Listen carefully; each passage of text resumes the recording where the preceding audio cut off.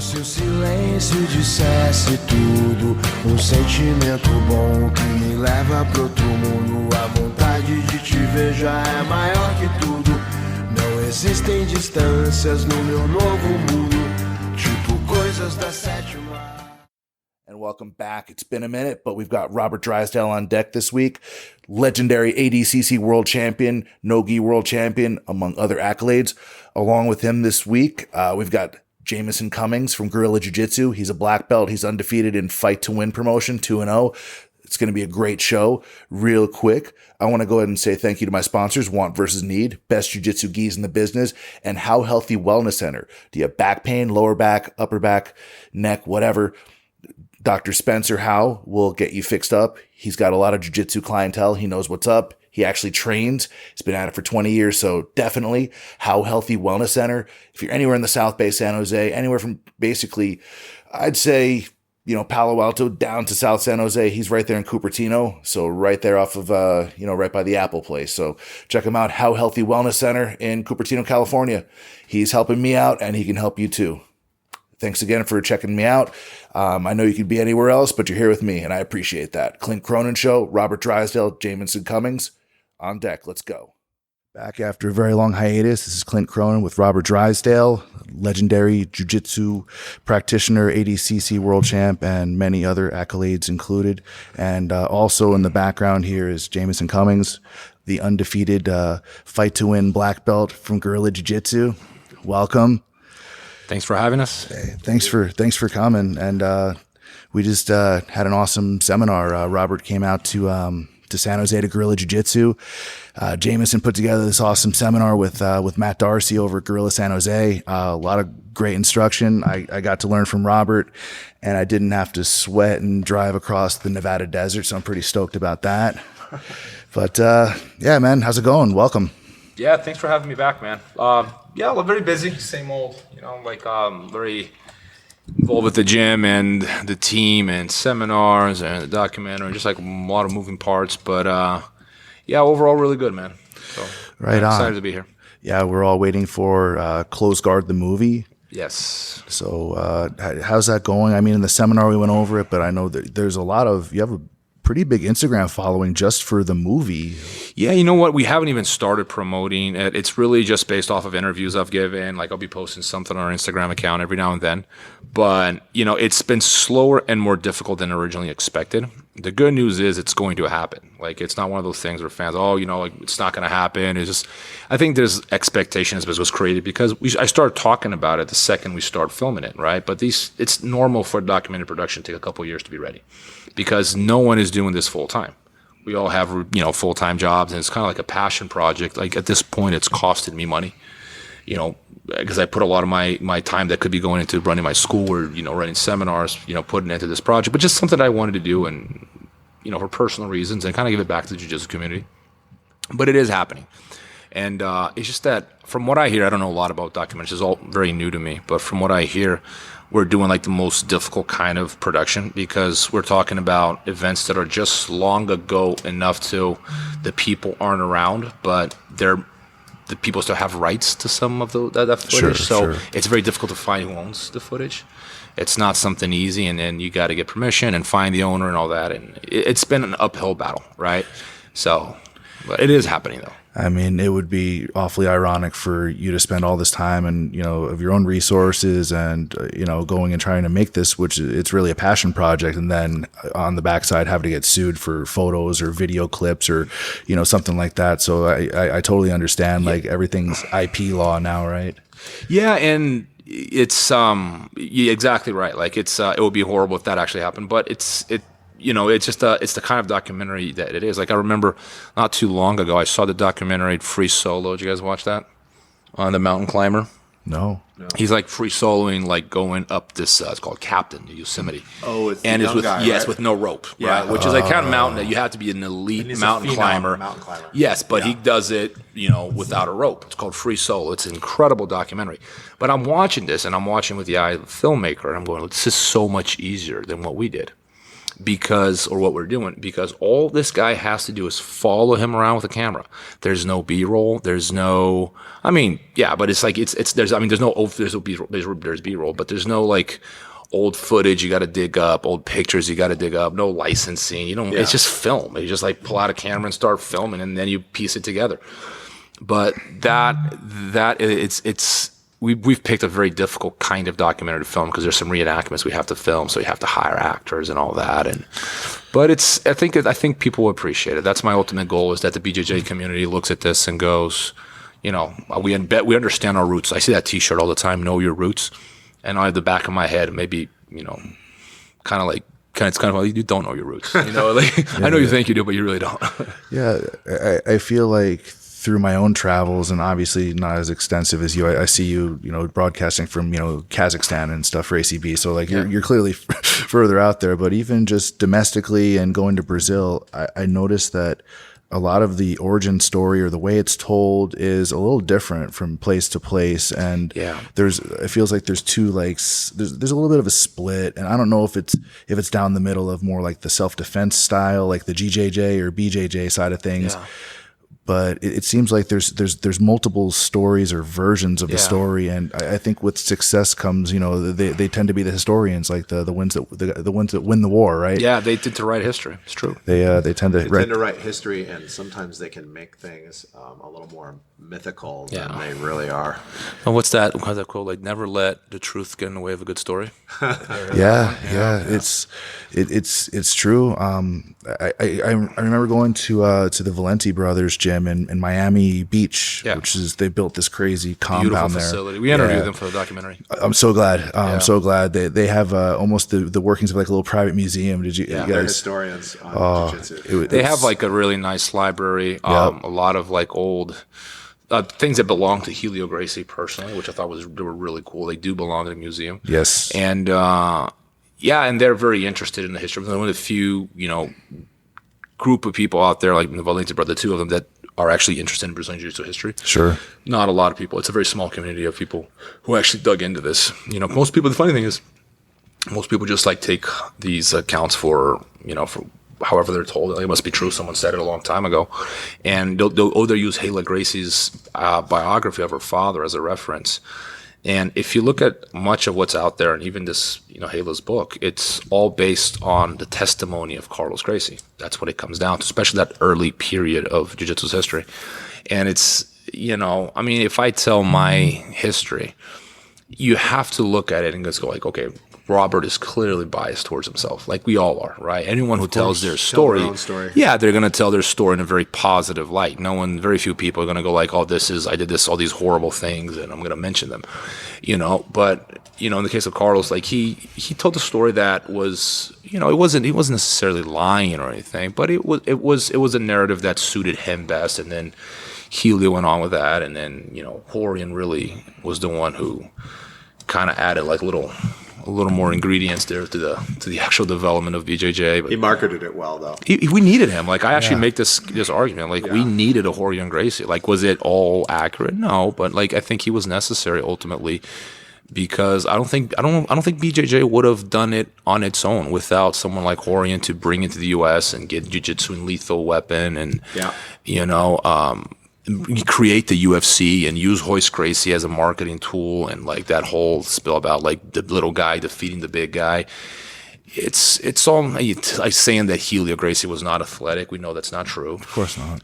But it was. I think it was important. It was deceiving, but it's why one of the reasons why we're here. I think we all owe him a debt of gratitude for his bringing it to the U.S. And I was mentioning to somebody the other day, like the first time you'll ever see jiu-jitsu in the movies is Lethal Weapon. Yeah.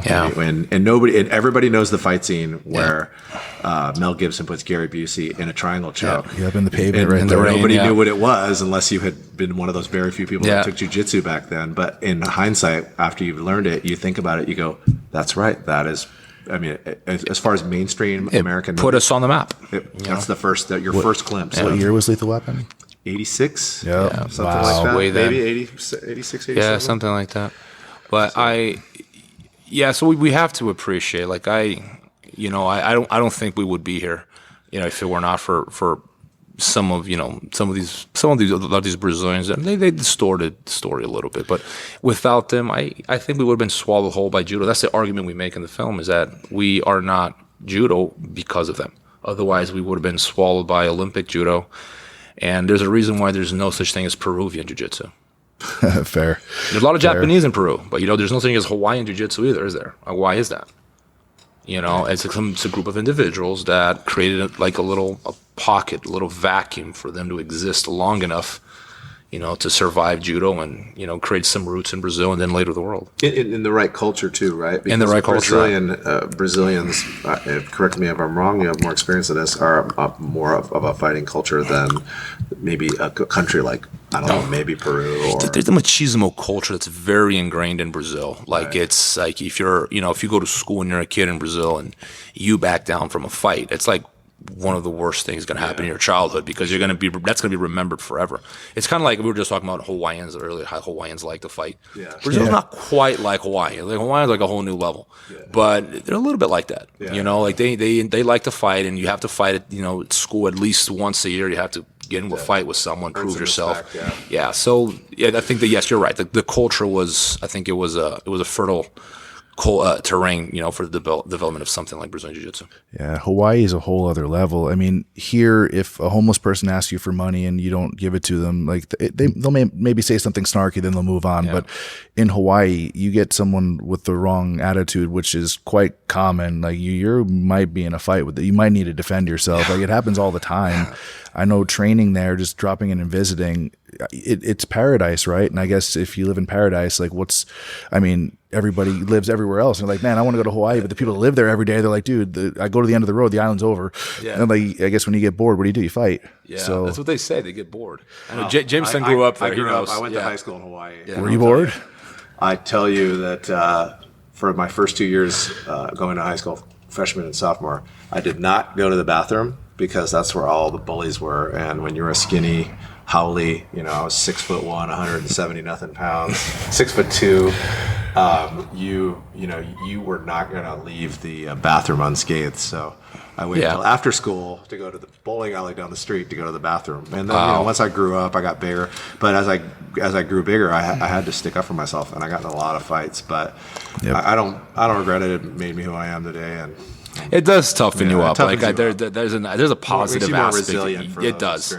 But at the same time, it's like, man, it's over the top. I wouldn't wish that on my children. No, absolutely at this point. But it's definitely part of that culture. I don't think except Brazil's not as bad as Hawaii. But I got picked on a lot as a child in Brazil, being the American. Even though here I'm probably considered Brazilian, in Brazil I'm still considered American. Yeah. A white kid with light blue eyes. You're stuck in the middle. Yeah, I'm in limbo. And then I got picked on a ton, man. It was brutal, because Brazilians aren't particularly.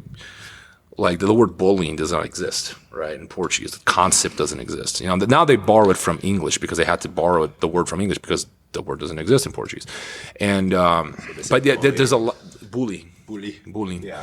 And it is a fighting culture. So yeah, I'm thankful for how BJJ developed. Even though I don't agree with many of the actions that led to Brazilian Jiu-Jitsu, let's put it that way.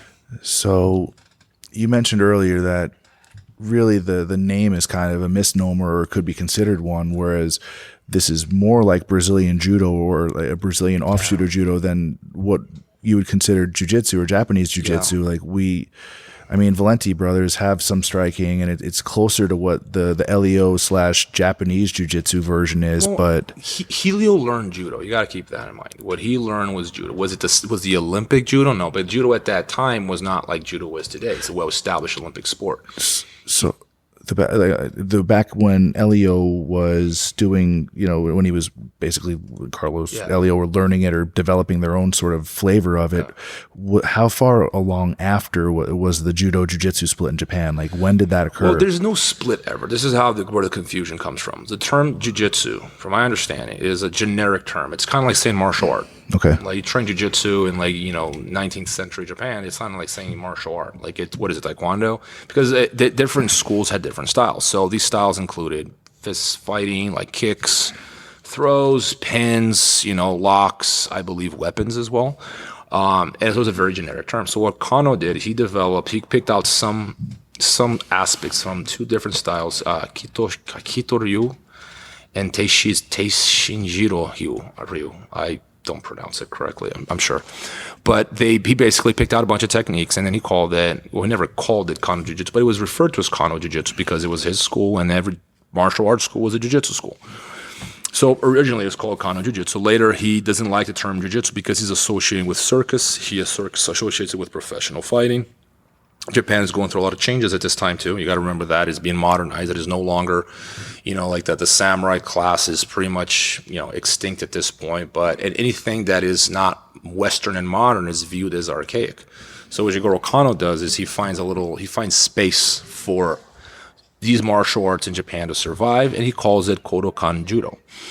When these Japanese start going to the Americas and Europe to look for work, and that's what they're doing. They're looking for work. They're not there to spread judo. I mean, they're broke. They're just looking for jobs like all the other immigrants, right? Mm-hmm. But they see through judo, they have a means of teaching. When they're teaching, they're using the terms judo and jiu-jitsu interchangeably because it's kind of like saying grappling and no-gi. Or sure. Submission wrestling and no-gi, for example. They mean the same thing when we use both terms, and people understand us. Judo and jiu-jitsu at that time were pretty much they were used by Maeda uses both terms. Later, as judo becomes more established and becomes more mainstream, what happens is the Japanese and Brazil increasingly start using the term judo over jiu-jitsu. Right around this time, there's a rivalry between Brazilians and the Japanese. So it's one of the way I understand it, it's a silent agreement amongst Brazilians and Japanese where the Japanese get more and more attached to the term judo because it is the most prestigious term and it has to do with a sport that is becoming more organized with rules and with structure. Whereas Brazilians, they agreed to, okay, we're going to call it jiu-jitsu then because we do want to be different from you. We're practicing something very similar here, but we do want to be different from you. So we're going to stick to the term jiu-jitsu. So it was more like a silent agreement between judokas and Brazilians where they agreed that they were doing different things. And it was in both their interests that they would call it something different, even though the term jiu-jitsu, like I said, it's something not ground-oriented. It was a very generic term. What we practice it's more, the more accurate name for it will be Brazilian Judo, because that's what we practice. Now, did Helio practice show punches and kicks and yep, and he did. And I think because they had a more self-defense oriented approach to teaching, and I'm not against it. So when the Valente brothers teach punches and kicks, I think that in a lot of ways they're closer to that archaic style of jiu-jitsu in Japan. When I mean archaic, I mean pre-Meiji period. So would you say that they're the closest to the traditional original Helio Gracie? I don't think the way I understand, I think Helio, look, everyone's got a style, right? So I can add punches and kicks to my class tomorrow if I want to, and then I can call it a new style. But Helio learned from his brothers. He learned from training with his brothers, and he was learning what these guys had picked up from the judokas and what they picked up from catch wrestlers and what they picked up from Greco-Roman wrestlers. And there's a lot of cross-training at the time. Helio, for a while, cross-trained with Luta Livre guys. He did train with Luta Livre guys. So they were picking out information wherever they could. I would definitely say that I've never trained under Helio. I don't know what his class would look like, but I would imagine the Valente brothers are doing exactly what Helio used to teach, which would be with punches and kicks, because they had a more self-defense oriented approach. Now, did Helio learn that? Does that have any roots with what was being taught in Japan? I was like, no, because that's not how it came down to us. When whatever Maeda taught in Belém do Pará wasn't it was Kodokan Judo. There's no way to put it, even though he called it jiu-jitsu, because those terms were still being used interchangeably. So it can be very confusing to the audience, and we spend a lot of time in the documentary trying to explain this the easiest way possible. But I actually think the term Brazilian Judo is more appropriate, to be honest. So I've heard the term Kozen Judo being thrown around, and there being some speculation or comparison that BJJ, or what we're calling Brazilian Jiu-Jitsu or Jiu-Jitsu as we know it, what we're talking about anyway. Is there any truth to that? I'm not familiar with Kozen Judo beyond that. I know that it's more Newaza based than standing. Yeah. Is there anything to it, or is that? Well, first of all, I will just want to caveat here. I am not a professional historian on this topic. It's something I enjoy reading about. So it's possible that I'm wrong about some of this, because my research is I don't read Japanese to begin with, So there's also, you got to be careful because I'm not a professional historian, is what I'm saying. I don't do this for a living, right? These are my interpretations from my readings and my research. Sure. But regarding Kosen Judo, Kosen Judo resembles a lot Brazilian Jiu-Jitsu for the simple fact that if you had two guys in a gi grappling in Paraguay, isolated from the rest of the world, and you just have them, this is what you guys are going to do. You're going to roll around on the ground, and you're trying to make each other tap. They would come up with Brazilian Jiu-Jitsu. So there's an aspect of judo that they were, even though they were under Kodokan, they were a little resistant to the changes Kodokan was making, which was eliminating the ground fight.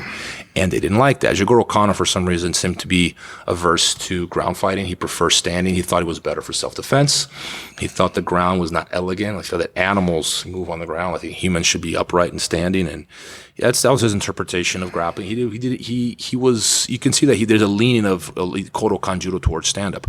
Whereas the Kodokan were people, and then the Kosen Judo crowd, like they were guys that were under, the Kodokan, but they preferred a different rule set. There were some disagreements there. I'm not too familiar with that debate, but they kept it a niche that was in the universities of Japan primarily, right? So they kept a style that was a university style, and nowhere near as big as the Olympic Judo, but they kept their rule set, and what they practice is remarkably similar to Brazilian Jiu-Jitsu, even though they're not related in any way. Sure. But I mean, there are videos of Kosen Judo artists like they were doing berimbolos, they were doing X guard, they were doing all that old black and white footage. Man, like I have pictures of like the footlocks from 50-50. So, and not just the Kosen, but even like the original judo, because I think it's Kodokan limited the rules in a way where the ground almost dies in judo. Very few schools kept active on the ground, and some of them still did because they came from that tradition of rolling on the ground all the time. But judo, as it became mainstream, it became increasingly more oriented toward this sort of Olympic rule set, which I personally think really harmed judo in a lot of ways. I think Jigoro Kano was absolutely wrong when he made all those limitations to judo. He, without realizing, he shot judo in the foot, if you ask me. I feel like judo has had a bunch of rule changes over the years, that the same way maybe jiu-jitsu has, where certain techniques will be eliminated. I feel like as different, people from different nationalities would sort of enter the pool, the grabbing the belt around the back, the cross grips, touching the legs. Yeah, the legs. What happened, wrestlers. The cross grip too. Sure. Grip, yeah. But I feel like our rule set is also sort of changing and bending over the years. And I do actually know. It's funny. I just wrote a long letter to IBJJF a while ago, and I was mentioning exactly this. Like judo made all these limitations, and it harmed. And they were doing it for safety reasons. They thought that shoulder locks were dangerous, wrist locks were dangerous, foot locks were dangerous. They wanted to create a sport for the masses, right? And I completely get where they're coming from. I think they're right in that regard.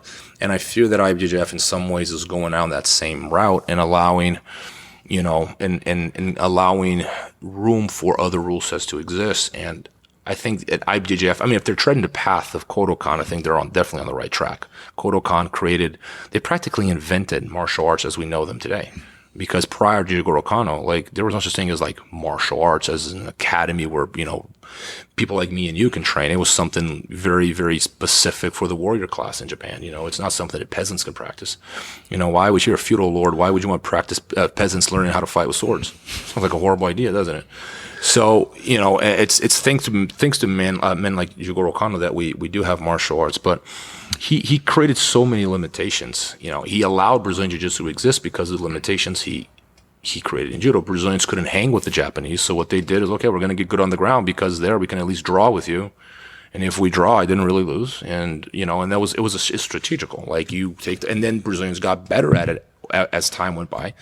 But I have my own opinion, just watching some of these Brazilians train in the 1970s, 80s. I think that the Japanese were still ahead of Brazilians on the ground up to the mid-90s, early 90s maybe.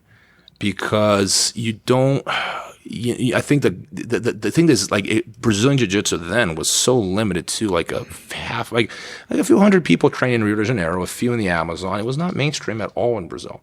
There were people judokas all over the world. They're very skilled judokas. They never heard of Brazilian Jiu-Jitsu, nor did they care. It wasn't relevant to them. But if you put the best Brazilians train with some of these best judokas on the ground, I still believe the judokas probably would have won on the ground because they were just better. It's just that Brazilian Jiu-Jitsu really exploded around the world after IBJJF. That's my theory, because before that, competition was very limited in Brazil. We all know that what raises the bar in any sport is what?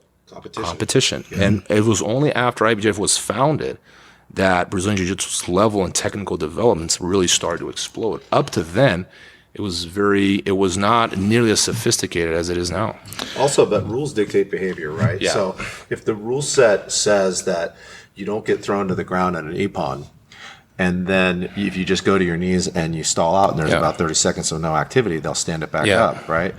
But if you don't have those restrictions and the stalling didn't come in until later, people get creative in that competition. And that's when these open guards, like from Holeta and all these guys, and that's where when you see the competition, it raises the bar on that dynamic, and then all these, Barambolas existed in judo a long time ago, but there wasn't everybody trying to put it into play, and now you got blue belts that are doing it. The rule set creates the boundaries of what is possible, right? So the rules, like a lot of times people give competitors a hard time for doing this or that. I'm like, I never blame the competitors. The competitors are going to do exactly what they need to do to win. It's the rules that allow them to do it that need to be changed, right? So you hate the game, not the player, type thing, right? But you also, the math in jiu-jitsu is never the same between two people. The three of us could roll, and the experiences don't even out because, one guy beats that one guy, and he's a loser, but he beats another guy that beat you, and so. Those styles are so dynamic between two competitors that same rule set is going to create a really boring fight between two people, and you've seen it on all different levels of grappling, like fight to win. You think, wow, these two guys are really going to be exciting. They're both, and then they cancel each other out. And then you throw another guy in there, and he's willing to take a few more chances, and the match becomes more exciting. And the math is just it's not that binary. It seems to be with that, with the larger competitions, the bigger the name or like the closer to the main event, or, if it is a main event, they tend to sort of just really overly respect the other person, doesn't want to take an L on, they'd rather go to a draw if they're not confident moving forward. I see a lot of draws or very close decisions when neither person wanted to engage and really have that, the egos seem challenged. If that makes sense. I coached my first time I coached a headlining fight to win match with a friend of mine. He is he's in ADCC. He is very talented, and he went against another really amazing guy from the Sacramento area. And they canceled each other out. And they were both incredibly talented guys. It was so exciting. And the match came down to one guy shooting a double and winning. And it was like watching paint dry, I'm sure. And it was like, well, they won, but it was, and there probably was a whole, and if they had just been able to play, they would have just you just watch them academy roll with those two guys. What's funny? Awesome. I get it from both perspectives because I'm still a spectator. I want to see a show. But at the same time, I've been in their shoes. And I'm like, yeah, there's a lot on the line. You don't want to make a mistake. It was an ugly win. And even, he admitted it, but, he did what he had to. He traveled a long way, he was going for, you're going to go for the win inevitably, and I would love to see those guys just go at it just with no obligation or no, and nobody disparaged him, really. No. Maybe a couple of nothing spectators. But ultimately, regardless of the accomplishments you have up to that date, if you're on that main event stage and you lose to the other guy, it's like that other guy just, regardless if it's just style. Regardless if the math doesn't work, like I said, the people's perception is reality. Oh, he's got one on you. I know. He beat this. But sometimes, the talent does win that day. There's tons of competitors that just their talent shows through and they win through. JT Torres, sure. Canuto, but some people put on show. It has to do with how you fight. That's true. There's a lot of that. But if you get two very, very equally, level kind of guys, they're both as gifted, as skilled, it tends to be over. The tactics are the next layer, right? And then that's why it's going to be so strategical. Rafael Mendes and Cobrinha too, the most skilled grapplers in history, in my opinion. But a lot of times when they fought, nothing happened. They've had a couple of really boring matches, and they're very, very talented guys, and that's not unusual. I remember with ACB, the last match of ACB, the professional super fights, it was Davi Ramos and Lucas Lepre, which are two of my favorite grapplers. And it was incredibly boring. And it's because they canceled each other out, stylistically. And this is where a good matchmaker does make a difference because you can almost see that happening though. You're going to put two top players And what do you think is going to happen? They're going to fight for the And top. Nobody's going to put guard. 100%. They're not, none of them are bad at standing. So you would be better off having like a guard player in there, with Lucas or Devi Ramos, and that would have been better. Yeah. You wind up with a white knuckle, just like Frankenstein grip fight, people disengaging. And there's a lot of money on the line because like these guys, like this is what happened with ACB. Like the wrestlers were going to war, but these guys all had professional MMA careers, or they're getting paid way more money than everyone else there was. So if they lose $20,000, it's not the end of the world to them. Yeah. Whereas some of these jiu-jitsu guys that were there, like they're going to win $20,000. That changes their life. Well, you saw that. So there's a lot more on the line for these jiu-jitsu guys than there would be for an MMA fighter, for example, who can take chances. You saw that in the UFC too, though. Like you'd see two really great wrestlers, and I mean, this happened years ago. You'd see two really great wrestlers, and they just stand up and punch each other. Neither one of them wants to lose in their core competency. Yeah. So they default to their second skill, and they're both decent punchers. They could probably beat just about anybody, except now they're at the highest level. And they sit there, and they're okay at punching at that level, and they dance around and they smack each other, or maybe they go toe to toe, but nobody ever lowers their level and shoots a double. Yeah. Oh, like style makes fights, right? So can the rule fix that? I always imagine, like, what's the ideal rule set? I don't think there's a perfect rule set. There never will be, because competitors are always going to explore what? They're going to explore the boundaries of what's acceptable and what is the easiest way for me to win, so I can conserve my energy for the next match, right? Or be overly tactical to defeat this guy who's maybe technically better than me, for example. But, I think there's some changes that we can make. And everyone's got their own ideas what's the best rule set, but I think that would go a long way of actually creating incentives for fighters to be more aggressive. So, given the popularity of Nogi, I mean, Nogi's always had a niche, but I feel like the last few years, you have the EBI type stuff, you have, even the combat jiu-jitsu and don't even really worry about that. But, John Danaher went on Joe Rogan, and then all of a sudden everybody comes in and speaks Japanese. And, I love that. Everyone's bilingual. They what's the word for triangle in Japanese? Senkaku. Everyone, so when you go for the Senkaku, I have white and blue belts asking me this. I'm like, just please stop, please. What an annoying fad isn't it? Well, John Danaher. Can't wait for it to go away. It's gonna go away. I just can't wait for it to happen. It's like, man, there's so much more important shit to worry about.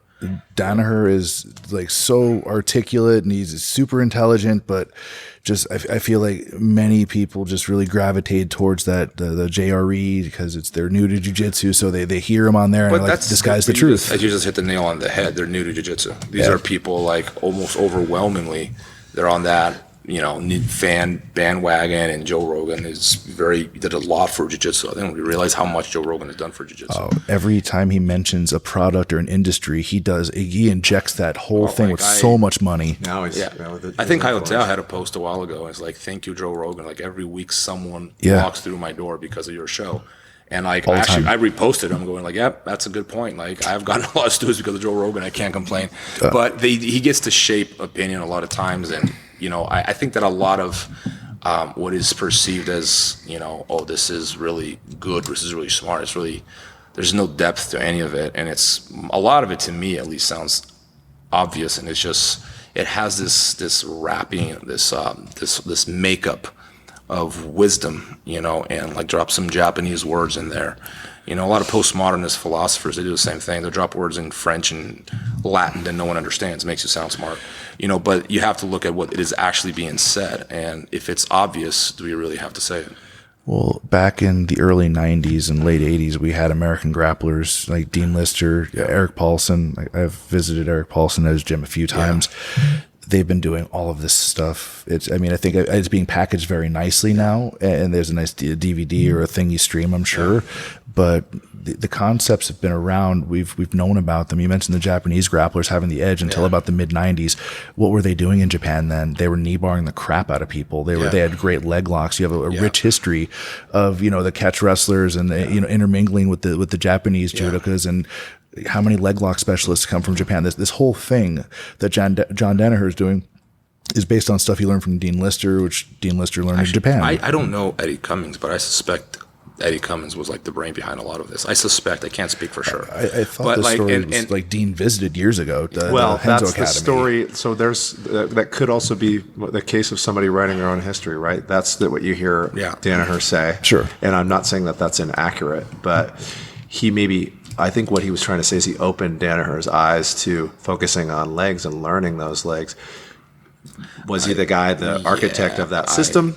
I think there was a couple other players. I know one thing about jiu-jitsu. Sure. And I speak with this a lot of confidence about this because I've seen, and you guys will agree with me, both you guys train. You don't learn jiu-jitsu by watching. You don't learn jiu-jitsu by thinking about jiu-jitsu. You learn jiu-jitsu by failing. Yeah, exactly. Failing is the single-handedly your best, because when you fail, you don't learn how to do something. You learn how to not to do something. It's reverse engineering. It's like, I call it a negative lesson.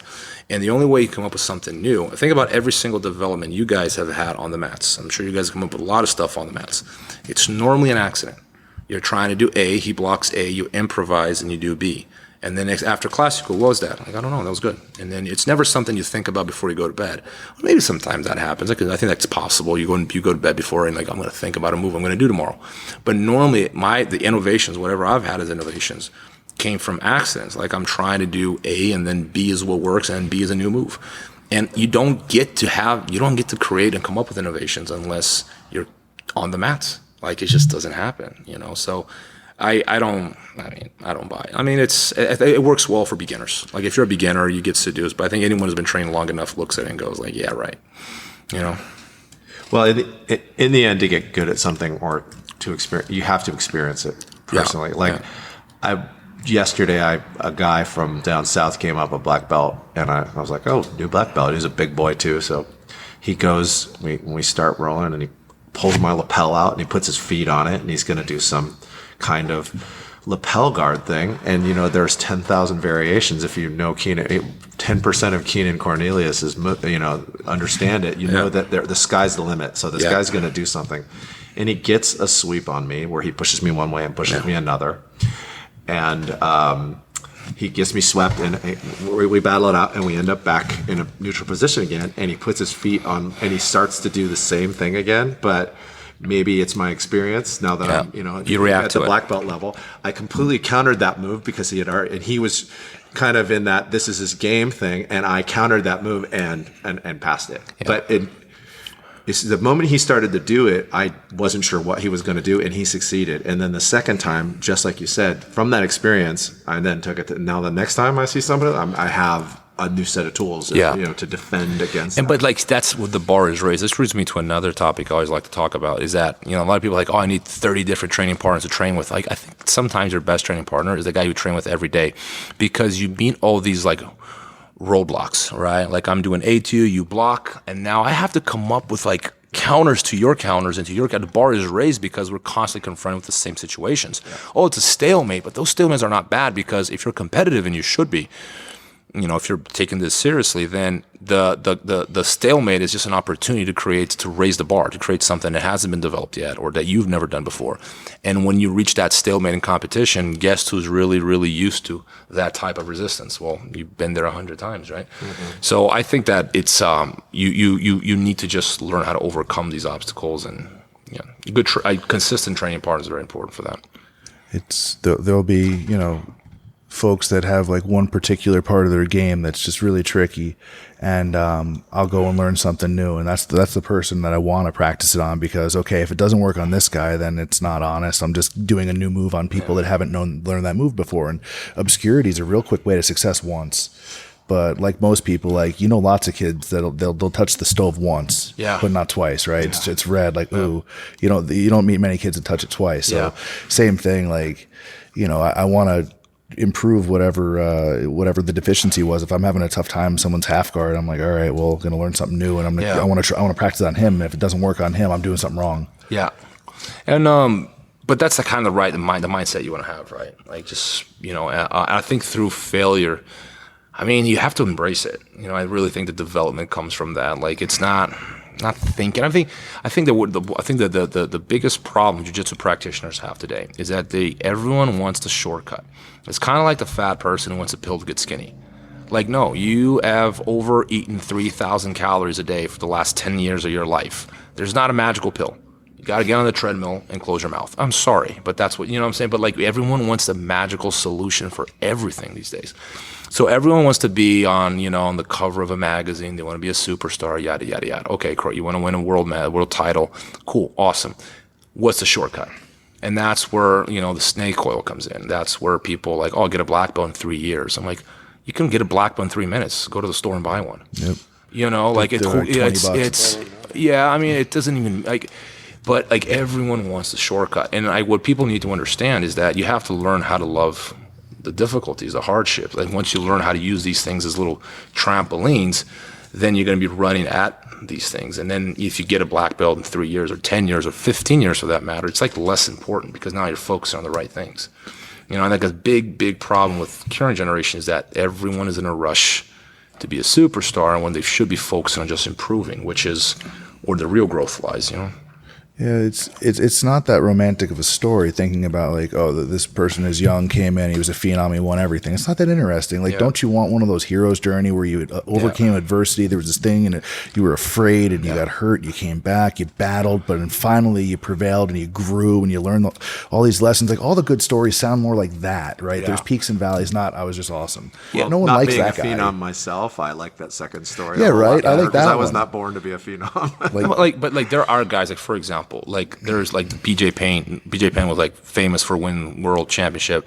He was the first American to win a world title in Brazil, and he had like 3 to 4 years training, and that's very impressive. You know, like other people have done that though, by the way, but it's certainly very impressive. Is everyone BJ Penn? You know, and you know, it's one of those things like some people do have an easier time understanding. I do believe talent is a real thing. Like all talent's a bit like, no, talent is a real thing. I've seen it. Okay. Some people are more athletic. Some people are more intelligent for jiu-jitsu. It's a jiu-jitsu specific kind of intelligence. And they're not the same. But I think ultimately what makes you great is not so much what level of talent you have, but what you do with what you have, whatever you're given. Like sometimes like I see more progress on that person who's like that nerdy guy who's unathletic, who's terrified, and you see there's more growth observing that guy than a guy who's already incredibly talented and just wins tournaments because he's a phenom. So yeah, like I think that, you know, ultimately jiu-jitsu is about, you know, creating challenges and overcoming these challenges. You know, and some people more challenged than others. I mean, it sounds like a platitude, yeah, but hard work pays off too. Yeah, and one of the things when you're talking about like the stalemate with your training partner, there's nothing really more satisfying than you have that same training partner and you've learned to grow where that training partner was kicking your butt, and now you've gotten to the stalemate, and then now you're starting to smash that training partner, and you felt yourself grow. You know, keeping those same training partners can give you a measure if they're, you know, not growing as fast, or, you know, when we all progress somewhere and we learn our little tricks, but and that doesn't come through anything other than hard work. Yeah, and a YouTube video is not going to save your butt on that. No, I'm not against. Like, I think that I've gotten ideas from the internet. Like sometimes I've seen like, but like when people they see that as a means of substituting the hardship, right? The struggle. It's like the magical pill, and that's my beef with a lot of these people that were like, "What's the best way to train?" And I give them the answer they hate. I go like this. Show up. And they're like, no, I know that already, coach. I'm like, no, I'm serious. That's all you got to do, bro. And they're like, no, but what's the system, or what's the method, or what's the smart way? I'm like, just show up. You know, it's that. And if you're, and people don't like that answer, because I actually believe there are really good coaches and there are faster ways to the top. Don't get me wrong. But I think 99% of the equation is just show up to the gym. And people seem to be obsessed about the 1% and like ignore the 99, you know, which is like, you know, the focus is going on the wrong things. But it really comes, I joke around in my gym, it's just like walk through the door. That's your job. People would ask me, how many, you know, what days do you train? And I would always tell them all the days that end in Y. Yeah. There was no bad days to train. Yeah. Just go. And then people like you have to, the thing is, if you're looking at like the result, the reward, what happens is you end up losing track of what you really should be focusing on. You know, I think sometimes like, I dream of being a UFC champion. You're already thinking the wrong way. You got to dream of how are you going to beat everyone in the gym tomorrow. That's what you should be thinking about. How are you going to take everyone down tomorrow and make them tap? That should be on your mind more than like, dreaming the UFC belt. I'm like, you're way ahead of yourself, buddy. You got people at the gym that are smoking you every day. It's not you got to challenge yourself what's immediately in front of you and just keep raising the bar every day. Not dream about the reward. Yeah, I think stopping and asking themselves, like, why are you here? Do you want to be here? Do you want to do jujitsu, or do you want to be famous? And you're doing jujitsu and because you always did. Like, some people probably don't like it as much as they think they do. There's a romantic concept. I mean, there are people that you'll find at the academies. There's a couple in my academy there.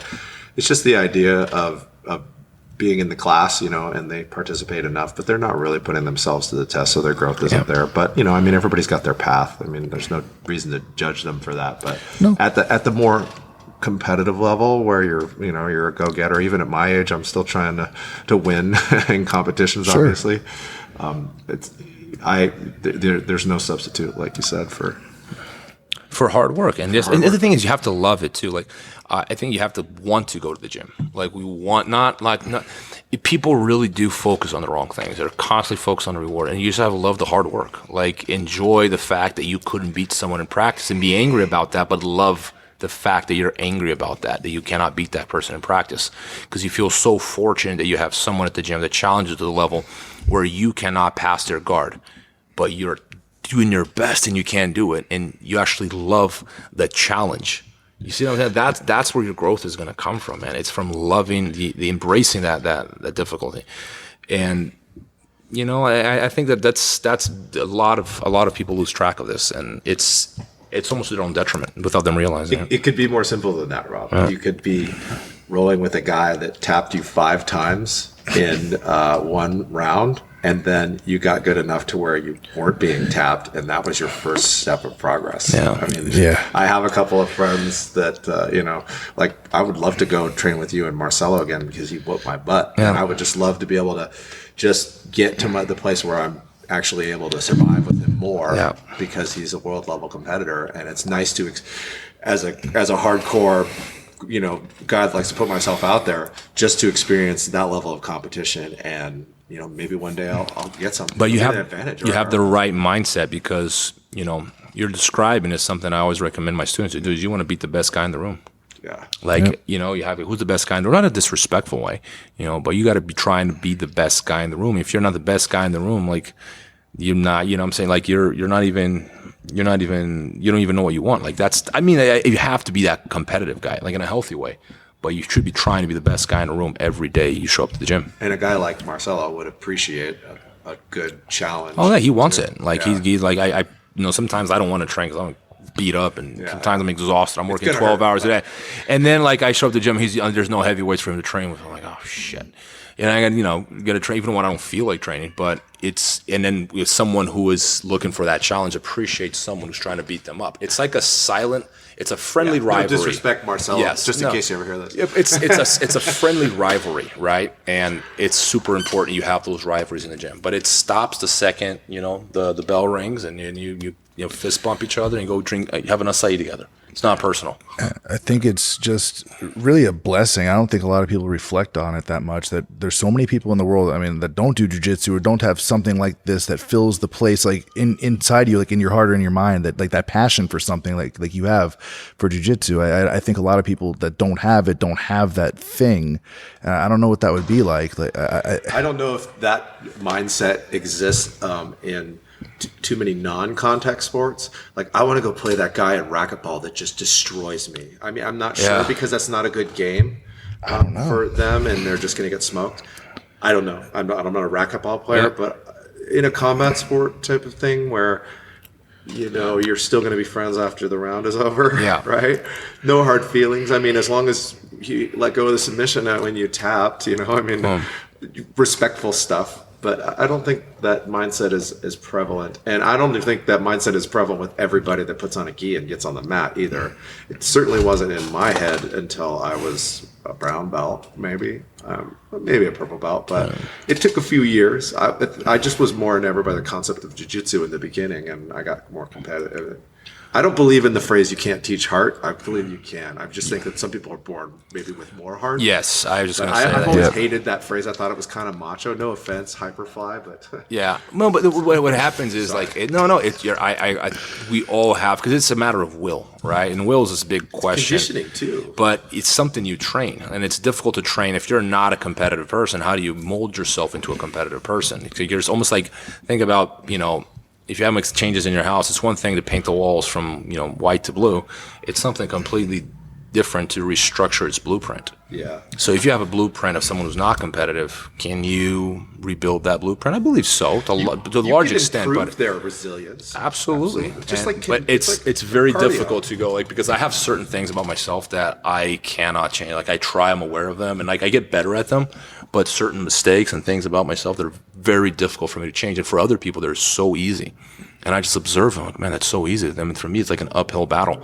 I imagine, because I've always been competitive on the mats, I imagine for some people, they have a hard time getting competitive on the mats, no matter, even though they're aware of it, and you can tell them all you want, but they just have a hard time flipping that switch where I'm going to beat you today, And I mean, for jiu-jitsu purposes, it's fundamental to develop that, Do you think it's fear or just not a way they were raised? Or I think a lot of it is genetics. Man. I think those are realistic components. There's genetics are a thing, but if you were never, I was talking about this with Rob earlier about if you were I grew up in high school where there was a fight every day, and so when I see some violence, I don't lose my mind over it, and so I'm a bit conditioned to it, right? But it's people where everything is peaceful, when something happens and it's maybe just two chicks slap fighting each other, and everybody loses their mind, and so people scream, people break down, and it's traumatic, and some people suffer from PTSD as a result of it because they've never had to experience those stresses. Yeah. And that type of stress doesn't exist also in the emotional stress. It's just pushing yourself. And so that's why I believe that you can teach people to become more resilient and tougher. But if they always had the soft life and now suddenly they're embracing a harder life, it's going to take more. But at the highest level, if you take two people, one person genetically, if they reach the highest level, and you see these athletes in professional sports, the one person might quit. That person is tougher than 99% of everybody out there, but those two people at apples to apples, the other person maybe genetically had a little bit more, and that's really where the genetics comes in. Genetically, I'm sure there's that X factor. Someone's going to have more testosterone or something, but we don't see all of these star athletes growing up. We don't see what they're conditioned Genetics to. is in the mind though too. Sure. Well, because the body is I imagine what is true for the body must be true for the mind. We're not clones up there either, so our minds are wired differently. Sorry. Oh no, what I was saying was basically, if you can't teach heart, then the Karate Kid lied to us, right? Because I just look at the message in the movie, right? So there was some sort of factors that went into his upbringing. It wasn't rough, single parent. Then he was bullied, and he eventually went and he had a teacher. And one of the biggest teachers was getting his ass kicked.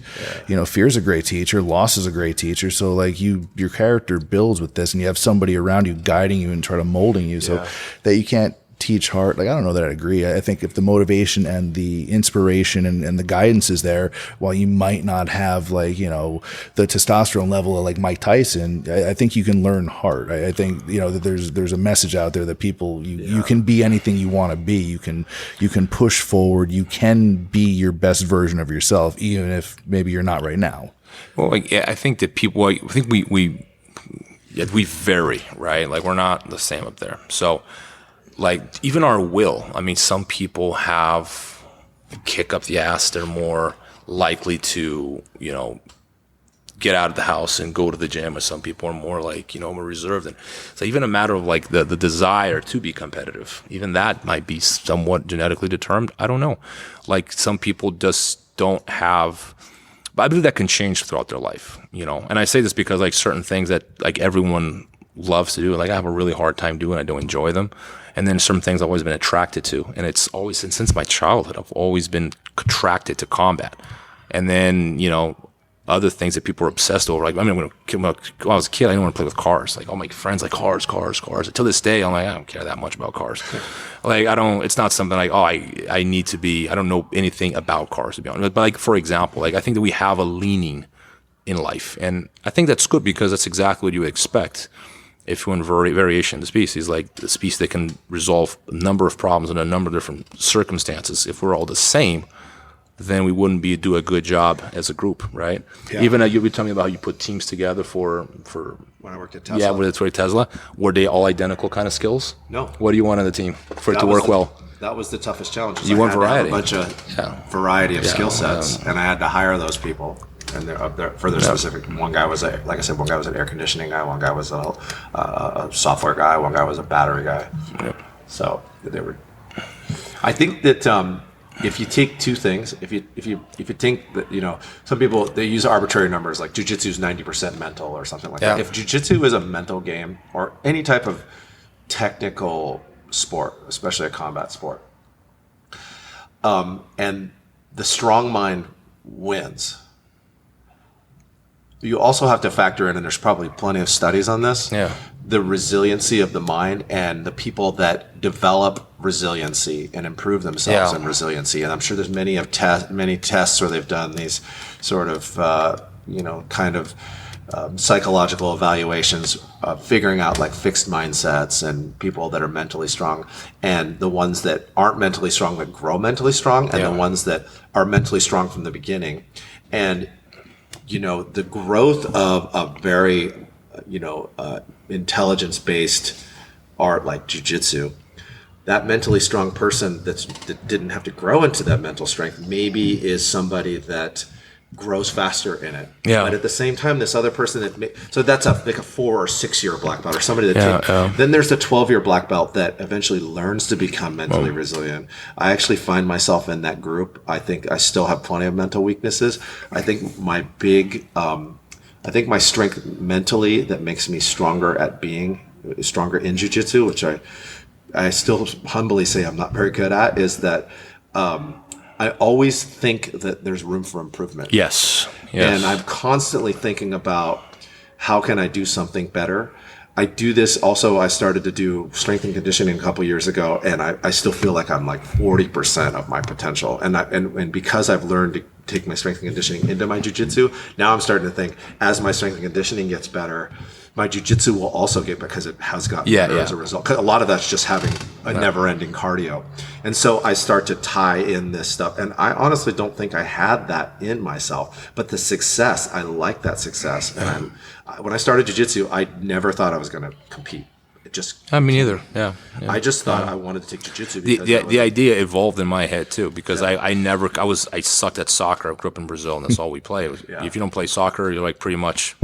like ostracized from like society, like you don't have friends. And I was not even average, probably below average. Basketball, same thing. Volleyball, the same thing. And then mountain bike. And then I never expected to be good at jiu-jitsu, but it actually, I was a very like a teenager. I was like resentful because like I wasn't, I was looking for something. I was like, I lost. I don't think I've ever gone to like this dark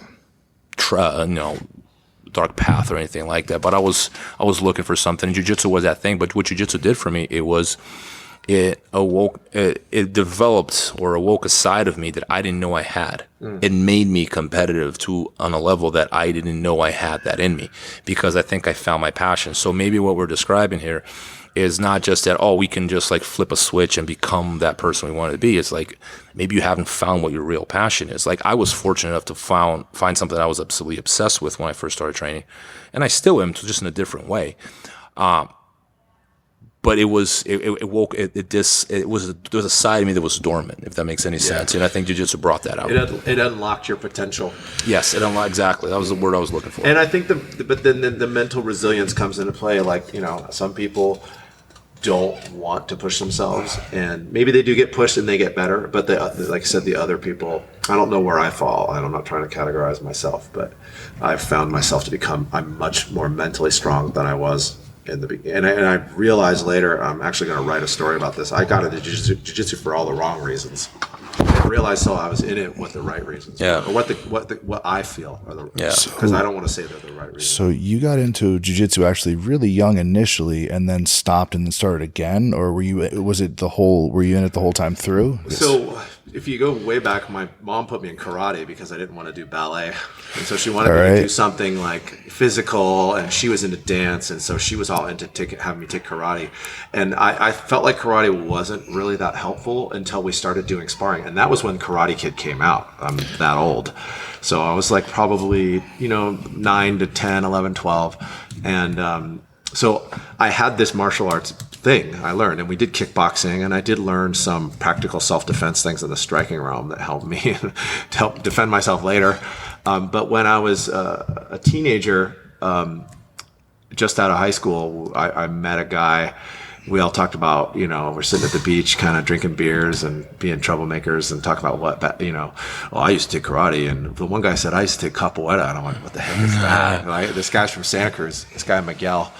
I wish I could meet him again because I probably should thank him for helping me find my path a long time ago. And he explained what that was. It's this Brazilian martial art with dancing, and we know capoeira is today, right? But in 1992 or 93, I was like, huh? And then one day he comes to me, and I saw him at the beach again. I remember it. And he goes, I've met these Brazilians. They do this ground fighting thing. It's called Gracie Jiu Jitsu. Well, he had gotten hooked up with Helson Gracie. Wow. And he said, they're coming out to teach a seminar. And I didn't know what seminars were, right? And so Helson, actually Hickson came out first. And at the time I was broke as a joke, and I could only afford to watch Hickson Gracie's seminar at a gym for $10. Oh, you can watch for $10. He charged me $10 to watch it, or his girl, or maybe it was his wife at the time. Charged me $10 to watch it. Now, I don't have a lot of regrets in life, but I wish I could have borrowed some money from somebody to just say that I took Hickson Gracie's seminar, because I never back then. Yeah, especially back, just to have that in like maybe a photo, my most prized photo. Anyways, a few months later, he said, hey, some more brothers are coming, the Gracie brothers, Horion and Helson. And I think you've probably seen, I posted this flyer. I found the flyer not too long, last year, I think. And it was $100 for 2 days. Wow. With Horion and Helson Gracie. And they taught, Gracie Jiu Jitsu, self-defense things, headlocks, and it was 2 days of stuff. And we did it on like a grass aerobic studio, or not grass, a carpeted aerobic studio. And that's how I got hooked on Jiu Jitsu. And I had, and this guy, Miguel, who told me about all this, had given me the Gracie in action video. So I had already watched it. So I already had a clue. I wasn't completely blind to this. So I was digging this. I'm like, and this was when again? 93. Yeah. And then Horion in the end sat us down and said, I'm going to start this thing called the Ultimate Fighting Championships. This one. And he said, I'm with John Milius, who was the producer of Lethal Weapon, and Art Davey, who was the promoter. He was at my house the other day. Art Davey? Yeah. I saw that picture. I came out to get coffee, and he was having coffee with my mother. He's your mother's childhood friend? No, they live down the street from each other in Pahrump. Okay. Yeah. I saw that picture. That's right. I came out. I'm like, oh, hey, Art. I've had Art on my podcast before, so I've heard the UFC story 100 times. Not 100 times, but now you're hearing it. No, I want to hear this because I want to hear the Horion side of it, because I've heard the art side of it. Like that's actually really cool. The John Milius, all that. So yeah, he sat down. He sat us all down after the seminar, and Horion is a good salesman, and he was telling me about what's going to happen. And he's going to call it the Ultimate Fighting Championships, and he had already chosen Hoist, and there's all kinds of stories around this. But I'm just saying, and I'm going, I know what this is because I watched the Gracie in action video where this luta libre fights between jiu-jitsu and luta libre with Balich and Bustamante and all those guys. So that was like what I envisioned. And there was the household fight where he kicked the guy in the head after he choked him out or whatever, the kickboxer one. Anyways, so I knew exactly what they were talking about, and I was super excited. I was pumped. So, and then he offered us stock in the company at $1,200 a point, and not that I would have ever made any money, but the paper would be like something to have. Like it would be worth whatever note for. I actually had some money in my bank account at the time, and I thought about investing in it. And I was 19 years old, or 18 or 19, and 19. And then, so I watched the first UFC pay-per-view because I was so excited. Like it was $10. I couldn't record it. I had to go to my friend. I didn't even have How much would that be worth now? What's that? That certificate? Yeah, I'm just curious. I don't know if you. It's sold twice. Because it's sold twice, right? The stock, that note would have physically been worthless, but the piece of paper might have had some value. Assuming you had a point, because it was sold a while ago 4 billion. Fertitta's what? $4 billion. Right? $4 billion. Yeah, but it sold for a fire sale when the Fertittas bought it. So the actual stock value would have been worthless. But the piece of paper as a sentimental value, I don't think I would have kept that. Yeah, of course, you got to frame that. But if it was an actual point on that $4 billion, you'd photocopy that bitch and you take the money. For sure. But anyways, that's where I learned. That's where I got hooked on jiu-jitsu. But the problem is there was 2 Brazilians with the blue belts in a garage, and we used to go to their garage, and they would beat the piss out of us, and we'd all struggle. And they weren't the best instructors. I mean, in hindsight, but at the time, we thought they were invincible, And we would go to their garage, and we would just roll for free. And then eventually they said, "Hey, Horion says I got to charge you money. Like I can't give this stuff away." And we sort of kind of started to fade away from doing it. But I actually moved away to Seattle, a much bigger city, and with no jiu-jitsu. So for years, I did not take jiu-jitsu. And then when I moved back to San Francisco, I connected with Ralph Gracie Jiu-Jitsu in San Francisco. Nice. Kurt Osiander, Luke Stewart, Gabe Rudiger, all those dudes. Oh, Gabe was still there, huh? Gabe was still there. There was all those guys that are like pretty well established black belts were all blue belts at the time. Dave Clahan was a purple belt. Kurt was a brown belt. All right. That was the school. Wow. Ralph didn't actually show up. Dave Camarillo, all those guys were from Mountain View. Yep. I never saw any of those guys. So I started at the Mountain View Gym. Yeah, so that's when in 2001, I was starting to get into it again for all the wrong reasons because I was a bouncer and I just wanted to have I wanted to defend myself. I wasn't really a go out and try and fight people. But that's the thing. It's the wrong reason now. At the time, it was the right reason. Because I remember when I started training and I was this teenager. I got bullied my whole life. I just wanted to be the baddest guy in the room. And I heard that this skinny guy who was crazy was beating everyone up in the UFC. I'm like, if I can learn that shit, I'll beat everyone else. I just want to be the alpha male in the room. And I didn't want to get my ass kicked, so that was good. Yeah. Yeah, but No, these are not the wrong reasons. This is a very good reason. But as a mature adult, maybe. But you're right. It's at the time when I was 16, when you're like 19, whatever. Like you're looking at this stuff and you're going, man, I just don't want to get beat up in front of my girlfriend. All right. Yeah. So you might look, or you may just be trying to be like, I want to be the best guy in the room. It sounds like a megalomaniac, but it's part of my, that you. That's what you're drawn to, right? Yeah. And that changes over time. Then I got hooked with competition, right? And then you start looking at it just in a very different way. Like today, even competition means far less to me than it did. That's one reason I don't compete, because it doesn't mean anything to me.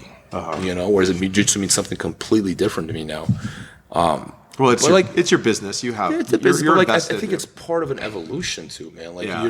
You're think about how much you grow as an individual and everything you do in your life, not just jiu-jitsu. The way you feel about jiu-jitsu. And I say this all the time. It's changed over time. I looked at jiu-jitsu. I wanted to be a badass. Then I wanted to win medals, and then I wanted to win bigger medals, and so on. And now I just look at it as this makes me happy. It makes a lot of people happy. I get to impact people's lives. I do pay my bills through jiu-jitsu. There's that too. I get to travel the world and I get to talk to awesome people all the time. So it's kind of crazy. What year did you train at Ralph Gracie Jiu-Jitsu in Mountain View? I started 05. 05? 05, yeah. I was in 01, and okay. I lasted only a few months before I hurt myself. Yeah, so same. I actually crushed a vertebrae, a disc in my neck. Not a vertebrae, a disc. And so I had to get it fused. 6 and 7. Oh, so I had to get it fused, and the doctors didn't say I couldn't go back to jiu-jitsu. He just said I had to rest, and my rest period was another 8 years before I started jiu-jitsu again in 2009. So from the very first time in 93, it took me another 16 years, and I told myself, I just wanted to finish the story. Sometimes I like to share the story because I hope it inspires people, because I told myself in 2009, I got to try this one more time. I can't die knowing that I gave up on myself. I tried jiu-jitsu. I don't want to be that guy. Right? Yeah. So I'm going to go, look, I'm going to go in there, and I found a gym. This guy put out a half-page ad in the back of the Pleasanton Weekly. It was Dave Camarillo, and I was like, I knew this guy, and he had all these UFC, and at the time I was still a crazy UFC guy. Cain Velasquez, John Fitch, Mike Swick. And I was super starstruck, and I'm like, wait, this is the guy Joe Rogan talks about, right? So, because Joe Rogan loves Camarillo, and he would name drop him in these commentators all the time. And so I went in there at the grand opening, and I asked a couple questions, and I signed up. The 2 questions I asked were, can I wear my Ralph Gracie Jiu-Jitsu gi? Because that's the only gi I have. right? Because I had heard stories about conflicting gyms. Yeah. He said, I don't care. At the time, he didn't care about that. The second question is, what happens if I get injured? Because I had already told myself, and I'm going to write a story about this because the 10th anniversary of this day is a few days away, and it means a lot to me. I was literally telling myself, I'm going to try this one more time until I get hurt. I wasn't like, I'm going to try this one more time. I was like, I'm going to try this one more time until I actually already had a quitter's attitude. And this is going to go back to the resiliency thing that I learned. So I was like, I'm going to try this one more time and I'm going to get hurt. And then I'm going to say, at least I tried it one more time. At least I could tell myself and my friends or whatever, my children, that I didn't give up on this, but I got hurt. And so I just started doing it. And I got hurt a little bit here and there. And I got hurt a couple times pretty decently, but by the time that happened, there wasn't any quit in me because I had grown enough over the years. And then it took me till I was several months into being a white belt to even conceive of competing and thinking about, wow, that's an opportunity that I want to try. And doing these things and like going to Pans as a white belt and stuff like that. I know black belts that never have hit a tournament and they're good on the mats and stuff like that. And I don't disparage them. That's their path. But over time, and so the person that I am today is not the person I was when I started. I had a completely different mentality. I almost literally had a quitter's mentality. But by the time I had an injury bad enough that generally would stop somebody, I was like, what do I have to do to get back? Because I was already there. Like I'd already arrived at that state where I was like, this is something, and and there's absolutely no regrets on it. So I'm going to have a couple of injuries along the way, but you could do that playing racquetball, or whatever, and you're probably not going to have the desire in racquetball. You just keep picking on racquetball, but whatever the sport is, right? You may not have the desire to go back to those sports after you have those injuries because it's a different type of game. There's millions of people around the world that are in pain and injured that have never done a sport. They've never done a combat sport. Exactly. They've been just watching TV and eating a lot of food their whole life, and they're injured. They're never gonna, know what I mean? Trade this set of injuries for that. Yeah, racquetball or jiu-jitsu. I think now, especially, and I still think it's growing within me, even though I'm getting older and I'm starting to realize I still feel like that resilience is growing. And a lot of it is just, I've get better at my conditioning and I'm still getting better at my jiu-jitsu all the time. And I still sometimes totally suck, but I still just stay at it. And that, I'm going to just try and take that hopefully till my last breath. But you see, like jiu-jitsu improves on you on so many different levels. And that's why I tell people, like, don't limit yourself to medals and belts and fitness and losing weight and feeling confident and self-defense. And that's all great. But what I take from jiu-jitsu is exactly what you're describing. How much you're a better human being, right? Because of jiu-jitsu, right? 100%. Yeah. And you can't quantify it, but I see the improvement in the lives of so many people. I have a lot of teenagers that come through the door, and they're very socially awkward. He's the kind of kid that can't get a girlfriend to save his life. Kind of walks with his head down, can't make conversation, no eye contact. You give him 2-3 years in jiu-jitsu, like his posture changes. Like his back is straight, he looks you in the eye, he's joking around, he's confident. He's dressing nice. He's like more, it's like, it's just like it's transformative. It is transformative because I think that it brings about you. This is what jiu-jitsu does for you. I tell this to parents. This is my sales pitch to every parent that walks through the door. And it's very sincere, so I don't feel like I'm really, selling them snake oil or anything. But I go like this. Jiu-jitsu will put your child exactly where it's supposed to be. And they go, what do you mean by that? I'm like, we have bullies that walk through the door. And that bully is going to get his butt kicked by the little skinny kid that's like half his size. You know what's going to happen to his ego? I'm going to put it exactly where it belongs. You know what happens to the insecure kid that is terrified of the bully? He's going to win every now and then. And the more he wins, the more he's going to want to win. It's going to put him exactly where he belongs. So it really levels you emotionally. It doesn't, it brings down the overconfident person and brings up the underconfident individual. So I think that's probably the greatest things that challenging yourself will do is because when you're on the mat for competition, it exposes you emotionally. You're right, versus like the bully who shelters himself. I got this so many from like big MMA fighters that like pseudo MMA fighters, not real ones. The wannabes, like I'm tatted up, juiced up, big heavy guy. Got away with being a bully his whole life. Walks in the gym, gets beat up by the 14-year-old. Yep. 2 things happen. Disappears and will never step foot in the gym again because he's too scared to confront himself with reality or be exposed. Exactly. Or B, he's going to go, I suck. I'm nowhere near as good as I think I am. Put his, his humble hat on and improve as an individual. And I see this all the time, man. Like that's it's really it's fun to watch this happen to people. That's the mental resilient component. I think that those bullies that don't have that mental resilience, they fade away. It's like the fixed mindset concept. They may be fixed in, I'm not going to show up. I could still get away with being a bully too. Yep. Right? I just don't want to be exposed. Yeah, fear's a good teacher, and some people react to it different ways. Some grow, and others just want to continue with the same compulsory, like ego, weird sort of self lie they're telling themselves, like fake MMA fighter or whatever. Like they'll just continue down that path. It's easy to create. Like I call them tunas disguised as sharks. You're a tuna.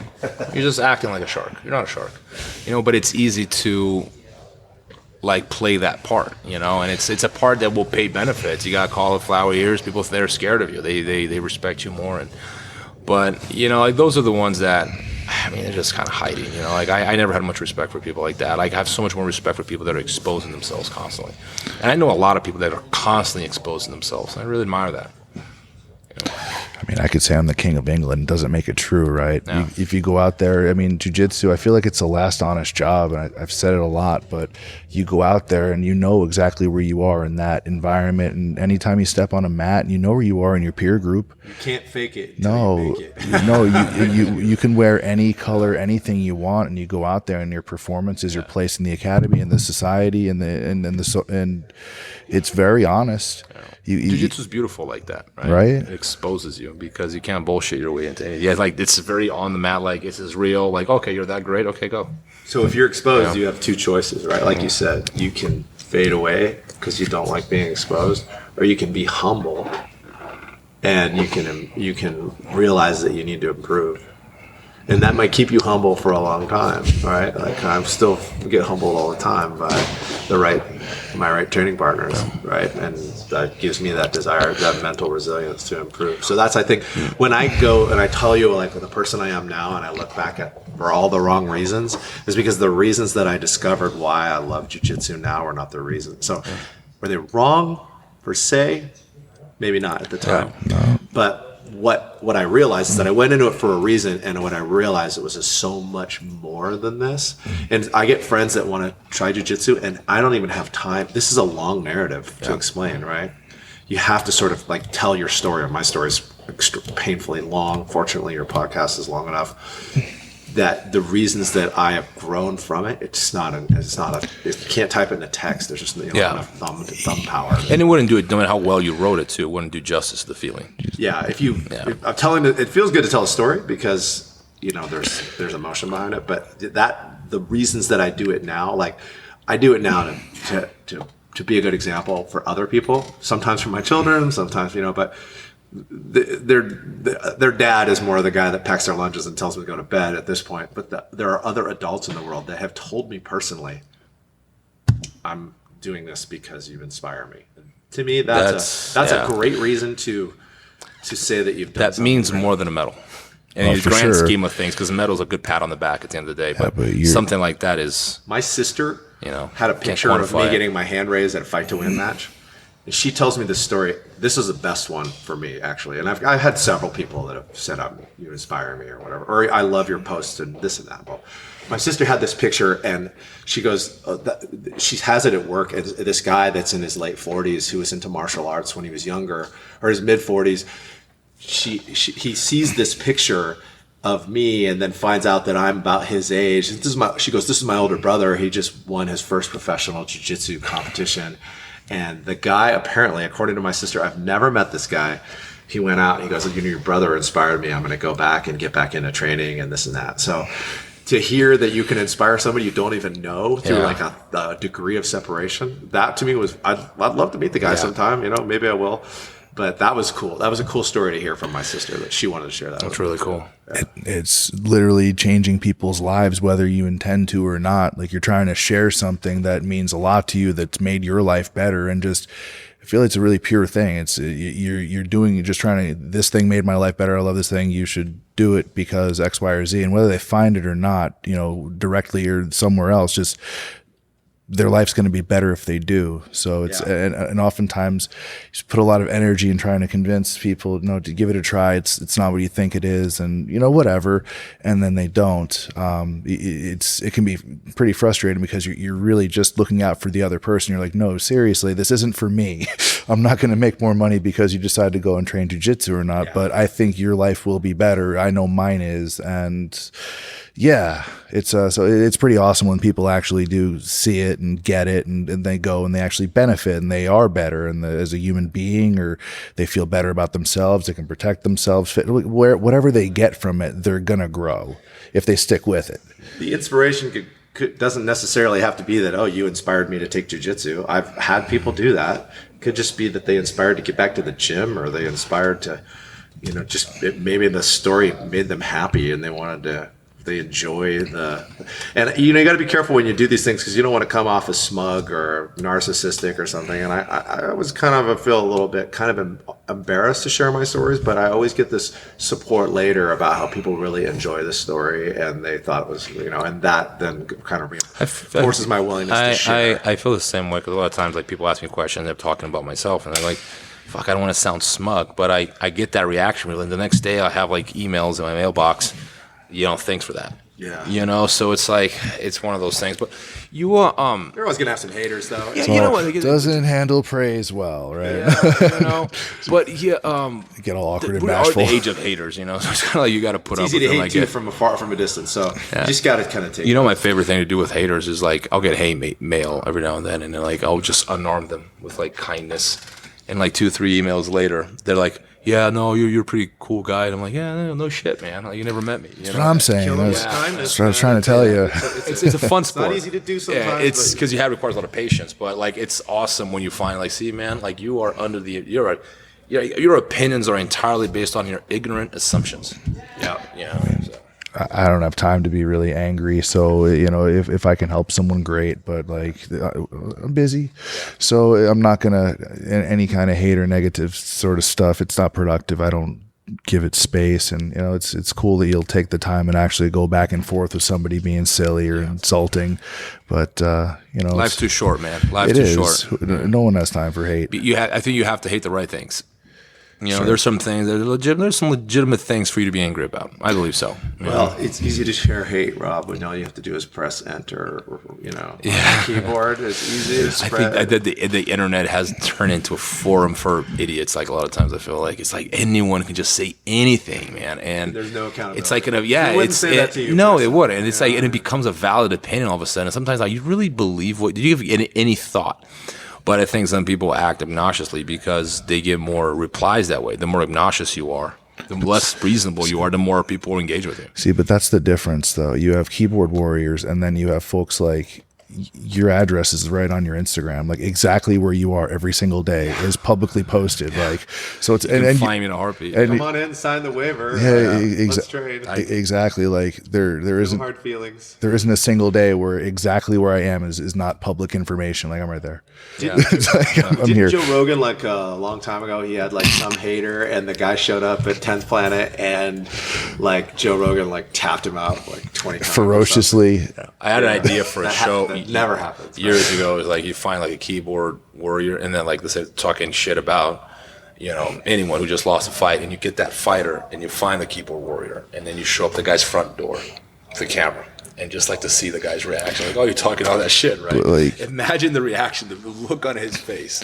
But the problem, like, you'd have to film like 20 of them, because you'd get 19 of them where you'd get there and it would be just sad, and the fighter would come off looking like a bully because like the people that the Easter egg, because the Easter eggs on Twitter are like the most pathetic looking human beings. Like they have to be like if you're that hateful to especially, where you fuck with celebrities. Like keyboard warriors generally, like whatever their social media identity, it's hidden by something. It's not them. They're the Easter egg on Twitter. It doesn't say my name is JoJo, and I work at the drive-thru at Taco Bell or whatever. Like it doesn't. their name is anonymous. It's some dick with a SpongeBob icon or something, exactly. or like a pretty girl or something. I don't know, but it's not. It's just it's like, this guy's such an asshole. He has terrible It's like you've never trained. Like, you're fans of this, which is cool that there are so many fans of jiu-jitsu guys and there are so many fans of wrestlers and fighters. But like, be respectful. Like, none of that. Like, I think that fans should watch and like be careful with what they say, because I mean it's a free country. You can say whatever you want. I get that. Nah, fuck that. They should watch their mouths. I don't go around like making comments on like MIT grad students on their paper on quantum physics. Yeah. You know, I don't make comments on quantum physics. You know why? Because you don't know quantum I don't know physics. Shit about quantum physics. Like, Fair. oh, that's really interesting. I don't know anything about it. Right. You know, but like, for some reason, fighting people feel so entitled to be opinionated. I'm like, shut up. You don't know what you're talking about. But you can't. There's no way you can say this without coming across as, you know, like as an asshole. But like, it's kind of what I want to tell a lot of these people. Like, you don't know what you're talking about. We used to all, like, a lot of the AKA folks over here, we used to all go and watch the fights together at the Buffalo Wild Wing, Hooters, whatever the hell it was, and you just, or some bar in San Jose, and you're sitting there, and then everyone else is there too, and they all have their armchair quarterback, and they drink, and they're bolder and bolder, and their opinions, and well, I just do this. Like, I don't go anymore. I can't. Yeah. I have to. If I watch fights, it's at home, or I go to the thing, and I can't. The best part is when you're sitting there with your jiu-jitsu friends watching a UFC fight, and the guys start getting on the ground, and then one guy goes, "Get up, you fucking homos," or something, and they start like, "Look at those, stop being fat." It's like, you don't hear that so much anymore, but it used to, and you're like, oh God, you know. Which is why I don't get off the floor, please. I don't watch UFC from the crowd. I've done it like twice, and like, if I ever people give me tickets, I give them away. Like, I don't. It's too painful, man. Like, I don't have that much time. So my first UFC, I it. didn't see a UFC fight live until UFC 119, which was the famous one with Anderson Silva and Chael Sonnen, where Chael Sonnen was winning and then he lost. And he got triangle within like 2 seconds. It had John Fitch in it, and Dave was coaching, and I was, you know, a student. And so I was in that, and I had an epiphany about midway through where my wife, she was just going for it, and she was like, "Yeah, he's a pussy," and I was like, "Honey, don't say that." Like, I suddenly realized, I'm like, because people were saying that, and I was like, "Honey, just don't say anything negative about the fighter you don't like." Yeah. Right? Like, Yeah. like, please, like, and she listened, but you know, she was just caught up in the moment, and like, Sure. I think I had been caught up in the moment too, and then I suddenly realized, as somebody that's done like some sort of combat sports, I definitely didn't want to, like, I could relate, like, either both of those guys are putting themselves out there, and nobody else in this auditorium other than a few people are doing that, and so you don't disparage those people, you respect them, and it's one of the most difficult things you can do in life too, when you think about it. Like, Yeah. it's hard like going on a stage and competing. Yeah, like, it's terrifying, man. Like, I think it's like, emotionally, it's very few things are as draining as fighting. Yeah. You know, like, it's hard to think like you I mean, you're going to fish, especially MMA, where you're going to jump in a cage and there's, you know, the crowd. You're about to go against a guy, one of the best fighters in the world, who's been training his whole life to break your fucking neck. You know, or knock you out, or like, it's something very challenging, and that's what I'm saying. There's a level of respect there that fans should keep. You know, just think about it. Like, there's a person that's in that ring, that third person. His job is to make sure you and the other person don't kill each other. Yeah. That's a real job. So that person's in there to make sure no one dies. So like, there's gravity to this fucking thing. Yeah. So and then you have the fans that like, get her done. Like, they took her jabs, whatever. And you're like, this person's like, oh yeah, you do it, no problem. Just show me how to do the move. Come here real quick. You know what the irony to all that is too, as that person that's disparaging those fighters, you paid to watch that. Oh yeah. You gave money to what? Go in there and call that person a pussy? That doesn't make any sense, right? Yeah. It's not like, so this is the thing too. Team sports are different because you're generally a fan based on geography. Like, you're a Raiders fan because you're from the Bay Area, I live here, or LA or whatever. Like, or now to be Vegas, right? Yeah. So you enjoy. By the way, you have, they're yours. Congratulations, you have the Raiders. Never mind. You're a Niners fan because you're from the Bay Area, right? Yeah. And so it's your village, it's your tribe, that's your team. So the other team, fuck those guys, right? That's totally different. But when it comes to fighting, maybe the fighter's from that hometown, and so there's some people, but most people, they don't know the fighters, right? Especially at the UFC level. Nobody we had skin in the game because you coached fighters and I trained with the fighters, or my coach was in the corner of those fighters. And so I was rooting for John Fitch. He's like one of our team, he was one of our team. Sure. And so totally rooting for that guy. Right. And I rooted for Chael Sonnen because I wanted to see I like the underdog. Right. And I liked Chael Sonnen's antics at the time. I was entertained. I appreciated his anyways, that's a whole nother podcast. I think it's hilarious. Yeah, absolutely. But in those types of fighting sports, the loyalties aren't there based on that. So you're paying to go watch people punch each other out, or you're paying to watch them choke each other out, or whatever. Why would you call them names? I mean, if the Miami Dolphins come to town and you're from the West Coast, yeah, screw those guys or whatever the team is, right? Well, you could ask Barsati. He'll go to his own home games and he'll still talk shit to his own players. Yeah, but he's an Eagles fan and they're notorious for being negative about their own team. You know that, Phillies, right, John Barsati? Phillies too, right? Yeah, he told me he was behind the bullpen and they weren't performing when he was talking shit to his own team. It's like it's the funniest thing. It's known that Philadelphia sports fans are. I know the Eagles especially, where they're always like they're stoked when they win. I mean, Barsati was over the moon when the Eagles won the Super Bowl. That's but awesome. Yeah, they're definitely generally err on the side of negativity when when things aren't going their way. They're notorious for that. I've never seen a football game in my life. I'm not a football fan. It sounds like when people like this in the U.S., people are like, what? I like highlights. I like to play football. Fuck, I have a hard time sitting there for 4 hours. It's a long game. It's like even like the UFC, man. Like I never watched the UFC live. I haven't in a long time. What I'll do is I'll just watch the highlights. Or these days I keep up on Instagram. I don't even know how to watch the UFC anymore. Lots of fight, but even then I'm just in the locker room with my fighter. Until the fight happens. Yeah, but if you weren't fighting, I wouldn't be watching the whole show. The only time I watch in reality is when I have a friend fighting.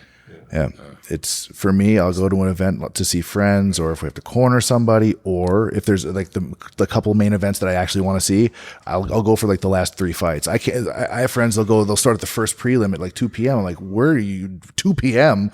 You have nothing else to fucking do. You sit for 6 hours. Where? No, day, man. You're out of your mind. I'd rather train grappling and jiu-jitsu with those fighters and help them get better than go watch them fight, especially if they get beat up too. I just don't get anything out. But I look in jiu-jitsu sometimes MMA, I have to watch because it's my job. Yeah. So that's one reason I'm watching the trends and what's but when it comes to entertainment, man, I fast forward a lot, man.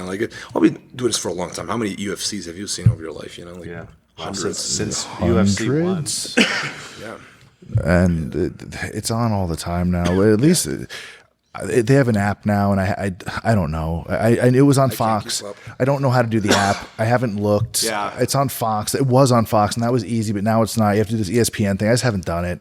I watch it. It'll be a YouTube clip, or somebody will put something on Twitter. I'll see that. Or they have it on at the gym here all the time. So they clearly know how to do it. So I'll watch it here, but between jiu-jitsu, coaching, we wind up at a different tournament sometimes twice a week, just on Saturday, Sunday, 2 different tournaments. You wind up watching a lot of competition. Well, look, you don't watch football because your sport is jiu-jitsu. Sure. I don't watch football because my sport is jiu-jitsu. I grew up watching football from, I know the rules of football 95% because my dad he watched football and I was entertained by it. But I grew away from, if I don't have, the interesting thing about football fans is most of them never done it, right? There are very few, only the kids that played football in high school and college and stuff like that. That it's an interesting phenomenon that there are so many fans. But to me, it's like, if I don't have skin in the game, it's not really a sport that I'm interested in. UFC used to be that way because, hey, there's some of these guys I was sort of kind of training with them, right? But now to me, the only sports I really want to watch are jiu-jitsu on flow, or watching matches, fight to win, or something, like watching the pure grappling of the sport that I do. And then even better, I train with some of these guys, or I've competed against, ADCC, and I'm not bragging or anything because these guys are all way better than me, but there's 3 or 4 guys on that roster that I've rolled with, and it's to me that's epic. I'm never going to play a pickup game with Steph Curry, or I'm never going to even throw a football with some football player. But I've gotten my butt whooped by some of the guys that are in ADCC, and a couple of them are friends of mine too. It's to have that Like that to me, like I'm not really interested in watching any other sports. Those people are approachable because it's not that big of a sport in comparison. So I wonder if it's a good thing if it gets bigger than it is. The part of me that I feel like the bigger it gets, the less. I don't know. It's good and bad. It's There'll good be and pros bad. and cons. Yeah, pros and cons. The pros are these guys are getting paid, which is deserving. I think that people like Conor are way overpaid. If you ask me, it's not worth that much. 100%. Yeah, but nature's taking when I its see course. Felipe Pena making like 30 grand here and there, I'm like, well, good for him. That's Gotta some earn decent something. coin. It's not rich, but it's some decent coin. Doing that 2-3 times a year. Brazil? He lives in Brazil. It's a lot. that's That's 4 times the amount of money Yeah, over it's- there. So good for him. But at the same time, I feel like the more professional it becomes, the more it is polluted by. It becomes more and more about show business and less about the ideals that we have as martial arts practitioners, right? There's always going to be that balance. Well, I think that the bigger it gets, because I think the UFC was far more. For example, now you get title fights based off of your, popularity, whereas I don't think that would have happened in UFC 15 years ago. Well, But it's the pressure of the fans and the finances are influencing, are impacting the way that the direction the martial art is taken, MMA in this case, or BJJ, and I fear that if there's more money into the sport, that's what's going to happen. And I do want to see that happen, but it's not something you can stop or. They actually created a title based, I won't say purely on popularity, but kind of. They're creating a title for the Nate Diaz. That's a popularity. It's a BMF. Have you heard of this? What? The UFC. They're minting a marketing belt, thing. $50,000 belt. It's the UFC BMF championship because Nate Diaz said he is BMF. bad motherfucker. Yeah. They made up that belt. That belt's coming out, yes. So in New York City, Nate Diaz against Masvidal. Jorge Masvidal for the BMF UFC title. So This think about it. is real. They're spending 50 grand to make this belt. I don't under. It's Okay. like they're losing And The Rock is credibility presenting when it. They do that. You got it. The Rock is presenting it to the winner. But here's the thing. So the people that are that hold the belt or that are contenders for the belt aren't provoking fan interest. And once again, this isn't a sport based on geography, right? This isn't the New England Patriots versus the whatever. No, this is based on buys. This is based on clicks, views, interests, right? Show business, right? It reduces the credibility. I agree. The champions are still going to be the champions, but if that's the most interesting fight to me of any of the fights. I'm a Nate Diaz fan. I love Nate Diaz. I've rolled with Nate Diaz.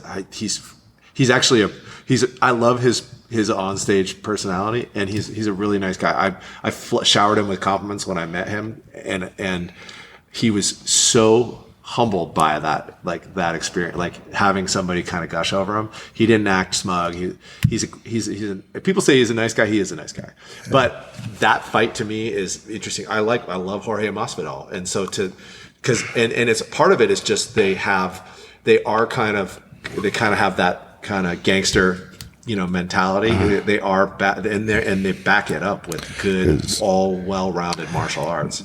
I guess it's like this is exactly what we're talking. It's the conundrum between the entertainment aspect and the martial artist, right? Are you an entertainer or are you and there's a lot of overlap, and of course, Nick Diaz or Nate Diaz and Masvidal are outstanding fighters, but the belt is about the fact that they're incredible at shit talking. Well, But the thing is that they're not currently in the position to contend for the title. Yeah. The irony is that more people are interested in seeing those two guys fight. Yeah, of because course. But these are and they're great fighters too. I'm sure the fight will be amazing. Hopefully, unless something happens where they cancel each other out, like we talked about earlier. Yeah. I feel like the career longevity of both, their ability to perform at a high level after being at this so long, and they still do have a modern set of tools for people that have been in this business a long, long time. So having a title that they contend over or a prize, it's a prop regardless. He said he was a BMF or something, so they made a belt. Cool. But it's a testament. Both of them have been at this so long, and that they are even in the top 10 or top 5. It's pretty cool. It's not like you're bringing in a couple celebrities to just smack each other for half an hour. I think that this will be the most interesting belt because the people are going to want to see the shit talkers take that belt. So I think that's going to be, all of a sudden that belt's going to be more interesting than the best guys who are winning the other belt, which is now going to be selling less tickets. Well, half the divisions have interim And titles. I still believe that. They're trying to keep the interest up. But here's the thing, though. Like, we're going to go in a direction where we're going to have Tom Cruise fighting. What's the kid's name? Justin Bieber. Justin Bieber. Like, they're joking, but they're only half joking. You know how much money that fight would make? Oh, if they were serious, you know how much money they're going to make? They're going to make more money than What about the the Floyd two Mayweather YouTubers? and Conor. What about the two YouTubers that fought? Did you see that? There was this No. two guys that were on YouTube and they had a boxing match, and they sold legitimately like millions of dollars worth of pay-per-views. That's incredible. I can't remember their names, but they were two like the top YouTubers. Oh. And they were in shape, and to be honest with you, they were duking it out pretty. It was a good fight. It wasn't bad. I mean, it was not pro boxing, but it wasn't. It wasn't the worst pro boxing either. Like, something Paul. What's his face? I'll find it. I'll just look it up. But that was. There's celebrity boxing. So did you guys see that the guy that went viral? He was in that bagel boss shop and he went nuts on somebody. He's like, "You're not my father. You're not God." the short little The bagel guy. Yeah. So he was set up to do celebrity boxing with somebody. I'm not sure who it was, but yeah, they were promoting him to do a celebrity boxing. Chris Weidman was training him too. The bagel boss guy? Yeah. That's awesome. Yeah. You're not my father. So You're not God. This boxing thing was Logan Paul versus KSI. Oh, I know I've heard of Logan Paul because there's and you have kids. yeah, and there's two Pauls I think that are YouTubers, but these dudes came in shape too. They weren't out of shape. They trained they trained legitimately. It was like a mediocre amateur boxing match, and I think as they got tired, it turned out to be a draw, and there's a dude, look it up, it's legit. They pulled, so if they can do that, and probably they made more money on their celebrity than a lot of UFC fighters that are legitimately better fighters. Oh. It just goes to show you there isn't a team loyalty, there isn't a geographical. No, loyalty. it's Fighting is about show business, and Yeah. and when you talk about martial arts, and you're always going to have to struggle for the balance of the honorable, humble martial artist. I am an idealist. I'm a dinosaur. I understand that, but like it's what I learned and it's what I like. But I'm entertained by good skills above all else. I look for UFC. I look for good jiu-jitsu. Yeah, like that's what I'm looking at. Like I love it. Even like good strike. I know enough about striking. Like I see like good skilled strike. Man, it's beautiful, man. Like I love watching Mighty Mouse fight. I love watching the Diaz brothers fight. I love all of it. These guys are so amazing. But like it's like the press conference. Like I skip that every time. Like, all right, man. Well, that's the part. The spectacle. That sells. I know, but if I want to watch something funny, I'll put on Chappelle. Nate Diaz had a fight 2 months ago, and now he's got another fight. Yeah. And part of that wasn't, they found a worthy adversary that would pay him what he wanted. Yeah. And that fight is a great fight. It's unfortunate. Who did he there fight wasn't a again? title involved. He's fighting Masvidal. No, who did he fight before? He beat. I'm sorry. I know so Masvidal even being in this picture at all is because he smoked Askren with that knee, that really tricky step out, that flying knee. If that didn't happen, no one would be talking about Masvidal. Yeah, because no one did for 15 years, which sucks. I mean, the guy's been around forever. He's a tough guy. Didn't he come up in the backyard fighting scene? I don't know. Like the same thing like Kimbo Slice did. Like I think that's his original thing. Oh, wow. So yeah, He's from South Florida. Yeah, he's like double tough. Like this guy is legit, but no one talked about him. He's been around so long. He was just one of the journeymen that were there. He'd win, he'd lose, but he never really got close to the title. Yeah. But then Ben Askren, Golden Boy, comes up. He's never lost a fight. Questionable. That was his first loss? Yeah. He ate a flying knee like a. No, I saw the knee, but I didn't know that was his first loss. No, undefeated. He was in not Dream. I'm so sorry. What's the Strike Force. No. He fought One. No. I'm sorry. Ben Askren. Oh, Askren fought One. one, I think. And one championship, one fighting championship. He was the Golden Boy down there, undefeated. He had retired because the Dana White said he didn't want him, but all of a sudden he wanted him, brought him up. Yeah. He won his first fight, but some people thought it was a questionable win with the Bulldog choke. Yeah. Didn't Lawler tap though? He said he didn't, but he did. I think he did. It's he gonna looked be like he interesting 'cause did. he's about to fight Damian Maia, so I'm actually looking forward to that He fight. may tap to that one too. Oh, Damian Maia is a beast. The thing is, like, Damian, as much as I root for Damian, he's good wrestlers are his, like, sort of his poison. He did well like against John high-level Fitch. True, but I think You want Ben to know is- something yeah. about that fight? Was he hurt? John Fitch was puking his guts out, and John. I wondered. I always wondered. This is real news, people. I knew this from. I happen to know his coach very well, but John Fitch was not 100%. But John Fitch never made. You never heard that. He never made an excuse. He's a There's a lot of warrior. fighters. Well, John Fitch was apparently sick to his sick, so he wasn't 100%, and he didn't look the full John Fitch. But That was- not taking away from Maya, because Maya. No, that was- that you was- don't want to be 100%. Fight him. That was the fight that I saw where Damian Maia, where I was blown away that it went that way. I did not think he was going to be out wrestled, and he was, and it meant the sick More thing. sense when you know. Knowing that, Those yeah, are those because dirty news stories that you never hear about. But because now he that would it's- would never say it or leak it or he let would it never get say out. it, Yeah, and, years I later. heard about it from but I learned. wherever. Yeah, I mean, okay, I was at the academy, and I heard the story, and so it made a lot of sense to me because I was surprised at how bad. And like I said, Damian Mike still could have beat him, maybe, but Maybe not out wrestling. That was years ago, so I guess that. Well, Damian was probably, I think, the only guy in jiu-jitsu that is really. He's created his own little style of wrestling that works for him, works for MMA. But I think he's probably the best BJJ guy as far as wrestling goes. And he's by far not the most athletic guy, but when it comes to actually getting people down, probably the best guy out there in all of BJJ. You trained with him Years. He was my main training partner for years. Yeah. And he's like, were I you really colored belt? brown him. He brought me to Braza. Damian was my point because he found me. He found me at a tournament in purple belt, and he really actually grappled him when I was a purple belt. He beat me, and but he was black. Like he was like a generation ahead of me, and he was the one. Like he really took a liking for me. He kept inviting me over to come train with them, and I'm like, fuck, man, train with Titty and Damian. Like that'd be badass, because Damian was a big name already at that time. So he brought me over, and that was that, man. That was a wrap. So we're good friends. So we've been here about an hour and 43, or hour and 45. Before we take off, I want to take a second to actually ask you about, you've got a podcast going now with Correct. David Avalan. Yes. So you guys have had, some pretty big names on already. I just listened to the Mikey Musmesi episode the other day. I love that episode, man. I know, I was just telling Jamison, like, man, you got, not because it's my podcast or anything like that, but it's, I always, because me and Mikey, we never really sat down to talk, but I always liked the kid because he's got such an amazing attitude, And then he just dropped these gems, man. He just says stuff like, why do you think you're better than the person next to you because you have a medal? What makes you think you're better than the person next to you? It's like, boom, man, that's gold. That's humility. especially for a young kid. But it was probably might break every record in all of VJJ, humility, Yeah. Kid's been training for 19 years consistently. Obsessive.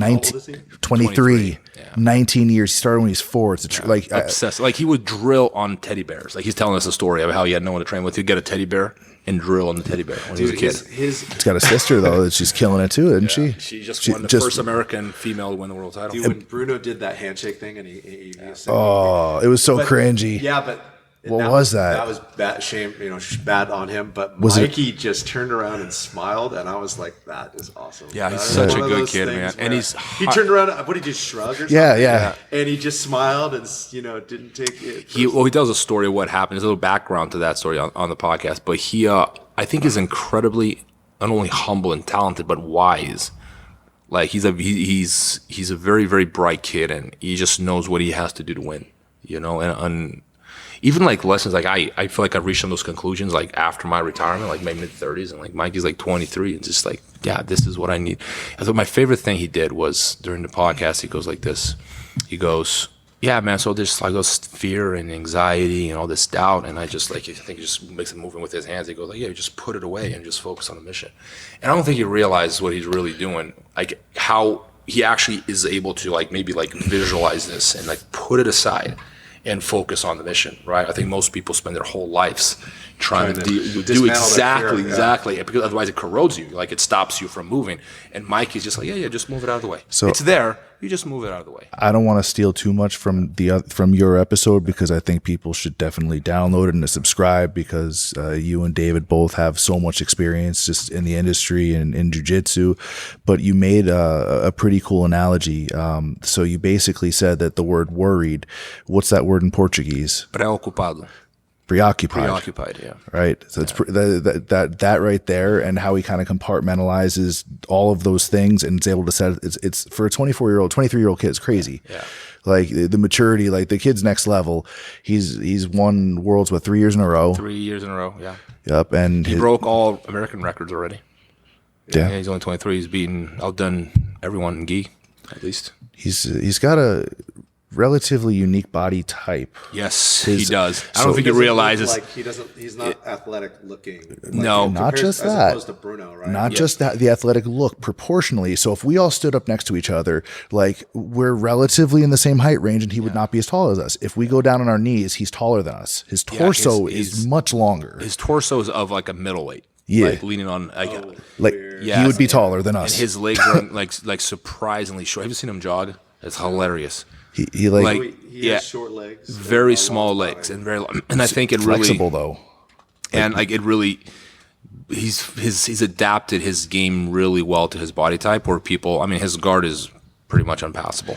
So have they ever seen anyone pass? You know Christina Barlon. She's a one world all the right. You know, see how she's really super flexible. Yeah. She used to be a break dancer. Her nickname in break dancing was Flexible Chick. Hence her infamous dancing she does. Yes. At tournaments and fight tours. Like she's known for this. Like just jamming out with her. Oh yeah. She's famous. You've seen her at tournaments with this, I'm sure. Yeah. She's just Is it a blonde chick? Asian, Filipino. Yeah, if I see, I've seen a lot. I got videos of some of these girls. It's hilarious. Has the best pre-fight dance moves of anybody. She's going for like an hour. She's one of Kayotera's like top black belts. If I see her, I'm sure like I'd recognize her. 115 pounds. Yeah, I'd recognize her. So she can, like, when she's like getting ready to start a match, like she'll have like that real low, like that deep Asian squat, like her butt's almost on the ground. Yeah. Mikey can do that, but probably like deeper. Like I've seen him in matches. His butt like, touches the ground when he squats. yeah, it's crazy. Like his body type, His legs are so short. it's just the proportions and how he's set up. It's different, and I'm sure it helps his jiu-jitsu somehow. And even if it's not like a huge benefit, he's figured out like his game. If you watch his style, it complements that body type. Like he does stuff we can't do. Yeah, like, and I was talking to Gilbert Durinho, and Gilbert was his coach for a long time. He said he trained with Mike. He's like, man, the kid's like next level. Like it's not even. A guy like that saying that he's a beast. Yeah, and like Gilbert is like describing training with him. He's like, Rob, the kid's like on another level.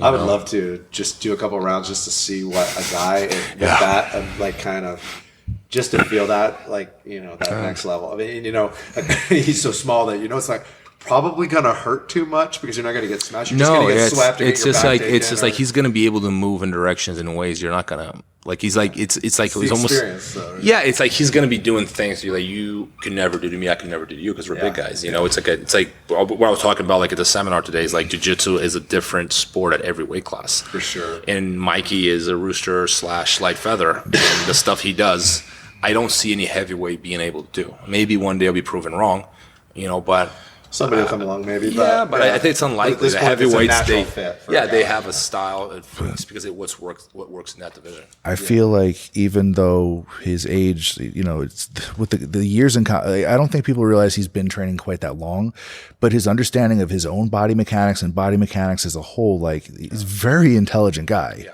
Competitor too, like a very bright competitor. Like we were talking a little bit about the rules and how he is able to spot like the glitches in the rules and use them to his favor. And a lot of competitors do this in general, but like I think Mikey really is like he's a whole package in that regard. Even though it's a jiu-jitsu that, for example, I am not a big fan of the sit to your butt jiu-jitsu. I like the jiu-jitsu take someone down, pass their guard, get their back. But you're not a rooster weight either. Exactly. So that's why you say it's different. It's completely different. But with like what Mike has done is like he developed a style that is perfect for his body type, and he's the whole package. That's the point I was trying to make. Like this kid, like it's hard to find. Like what would if I were to give advice to Mike? It's like it's hard to give a kid like that advice. Like what would you tell him? You know, because it's hard. It's almost hard to coach someone. It's hard to coach someone that doesn't listen to you at all. Even if they suck, it's okay because they listen to me, right? When they don't listen, there are some people who are uncoachable, and there are some people that barely need coaching. Yeah. And like if I were Mikey's coach, I'm like, I'm not sure what I can teach you, bro. Like it's not even on the tactical level. Like the kid is so far ahead. It's hard to, you know, actually like it's emotional. I can see the emotional support, just which I think is huge. Hold water bottles in his ID for him and go. I know what it is. Yeah. But like, give him a hug, man. Like, hey, bro, you're gonna do this. Like that's huge. Or tell him that the ref gave him the 2 point. I mean, that's basically a lot of. But like the emotional support is something that no matter how good you are, a lot of people need. And I think that's where a lot of coaches are. People don't realize how important that aspect is in coaching. It's not just a guy like that. He doesn't need new techniques. He needs nothing. I can't. Yeah, but like I don't think he needs that. I don't know. Like he seems to be a very independent, confident, independent. So he's like the whole. He's a real package, man. Like the whole deal. And don't you hate it though? I mean, you've coached more than me, but I take particular pride in coaching people, and you got those guys that it's like, are you deaf, dude? Like, I mean, and there's some fundamental things like move your elbow out or post your hand or something, right? And I'm very technical about saying, take your left hand and grab his lapel. Yeah. Like I can do that. I'm good. I'm not good at listening like that. And like this one, I've always coached. Like I try to be as not what's the word? I'm not trying to be too specific because whenever my coaches coach me too specific like that, I had to stop focusing on the fight to listen to what they're saying. I have a hard time like doing both. But like I try to go as simple and direct as possible. Like keep your balance, steady, patient. Yeah. Things that he doesn't have to switch off his jiu-jitsu brain to listen to me. Because I had a hard time doing that. But people are different. Like for example, Kavaka is a very good coach. Kavaka is like what you're describing. Yeah. Get your left hand on his right collar. All right, be careful with that right knee. He's going to slice it to the left. Not all competitors do receive that very That's what I'm saying. I did it. There may be a compatibility. I have a guy I coach, and I just coached him, and he won Worlds at Purple Belt, and I've been coaching. I talked him into competing. He started jiu-jitsu for the same thing, and he's taken the same path as me, and he's that guy. Like, hey, put your foot here, move this, blah blah. And he still does very well independently. He shot some beautiful things, and I didn't tell him that. It's not like he did everything I said, but we are very compatible. And he also wants me there. Yep. My best coaches, John Barsati. Yep. I've had amazing coaches, renowned coaches, but Barsati knows my moves, and he tells me what to do. And then later he will tell me like, that guy was better than you, or he will tell me the honest truth, and he will also give me, I know when he's bullshitting me up a little bit to raise my spirit or to give me more confidence. The guy just reads me, and that is a coach competitor compatibility. I was willing to fly Barsati down to Vegas just to coach me because I like having him there. Just having that communication, that rapport, like if that's the type of coaching, the very specific linguistics or words or however you're doing it, like having that relationship, it's harder to maybe coach somebody that you haven't trained directly. That's just like a teammate, maybe another academy. You're like, okay, well, there's a chemistry thing. Yeah, the chemistry, the rapport has to be there, because otherwise you're like, push the elbow. It's like, well, if he's never learned that defense or learned that move, it's like, well, I'm pushing. Why the hell am I pushing it? No, you have to trust your coach. I've had people coach me that I didn't trust, and it's almost like better that just give me the time, because like you're gonna give me instruction, I'm not gonna believe it. You're just gonna distract me. Versus having a coach you actually trust. Yeah, and that's this guy. If you met, for your listeners that don't know who that Barsati character is, once again, our Philadelphia Eagles fan, multi-time Masters World Champion. Yes, he's built like me and Rob. Tall guy, very athletic, good wrestler, but he has this very specific set of jiu-jitsu that he knows how to identify. If you roll with a guy enough, they know your strengths too, and then they tell you where you're, what to do to capitalize on that. Because you guys train together, But if I can keep up with him, then I can win my division. So yeah, he has a very specific style. It hurts. Good wrestler, but he'll do some very unorthodox stuff when needed. Yeah. And one of the things, if you've ever watched him when he's down against maybe even a better wrestler, is he's got that grit where he comes back and he can come back and win that match. Like I've seen him get fireman's carried and getting taken down by a guy that was clearly like a lower, squattier wrestler, and he came back and beat that guy. They were both tired, that's that mental toughness, that resilience. Well, that's being from that whole tri-state area. I'm from New Jersey, man. There can be something wrong every day, and I'll still sleep like a baby. Like, there's too many damn people in that whole area. Like, it's just every single day is a fight. My brothers used to, like, when I was learning how to drive and stuff, they're like, I think I flipped somebody off. He's like, listen, You do that again, we're pulling over, you're getting out of the car, you're fucking fighting. Like, that's how it is. Like, there's too many people here. You can't pull that crap here. Like, you flip somebody off, that you're getting out, you're fighting. We're not going anywhere to use, you live in Sao Paulo, you probably develop that. Oh yeah, man. But I think it's kind of scary because Sao Paulo, like, they'll kill you. Actually, there are far less guns in Sao Paulo. They don't need guns in Sao Paulo to but kill it's you. Different, like, it's the different kind of scary, like the motorcycle, the motorcyclists, like, those are the ones you're really scared of. Like, that's the kind of, like, because if someone flips you off in traffic, it's another car, you flip them back, like, oh, fuck off, you know, like, whatever. But if you're in Sao Paulo, like I was telling Jamison about this, you know this, like, there's an invisible lane in between the left lane and the middle lane. Mm-hmm. The visible lane is for motorcycles. Mm-hmm. If you happen to come near their lane, they're going to take your mirror out just by putting their foot up, right? And if you say anything, you flip them off, or they see you cussing at them or anything, they will stop. And when they stop, all the other motorcycles will stop as well. And when those guys stop, they don't have to know each other to beat you up and break your car, right? So it's like, you be careful in traffic in Brazil, and just careful with the shit talking, you know, because, you know, by the time the cops get there, these guys are gone. Your windows are broken, and you might have taken a few. It happens. You know, it happens to someone very famous in the jiu-jitsu world who passed away a few years ago for that reason. You know, picking a fight with the wrong people. Yeah. Yeah. Well, on lighter notes, we're in this 2 hours, man. Jamison, I appreciate all of this. Tell your family sorry for stealing you for the rest of the evening. And Robert, I really appreciate you doing the podcast. Pleasure, Thank you. Thank you for having us. Coming all this way. Seminar was awesome. Definitely check out Robert Drysdale Jiu Jitsu in Las Vegas if you're out there. It's awesome training. Jamison mentioned before, you know, it's tough training, but you're going to learn, and you're going to have some really great partners to work with. Breaking the Guard podcast, available on iTunes. They're up to 6 episodes now. Subscribe now. And Close Guard, the movie, like, coming out. There'll be updates. There'll be a marketing campaign to launch it. Like, you guys will hear about it. Like, it's not, we haven't even started promoting it. It's just based off of interviews I've given, but it's going to happen. And we hope to help people understand the origins of jiu-jitsu in Brazil. It's important. Well, appreciate everyone's time. Thanks for listening. Like, share, subscribe, all that. Clint Cronin Show, back from the murky waters of wherever. Later. Yeah. Thanks, guys.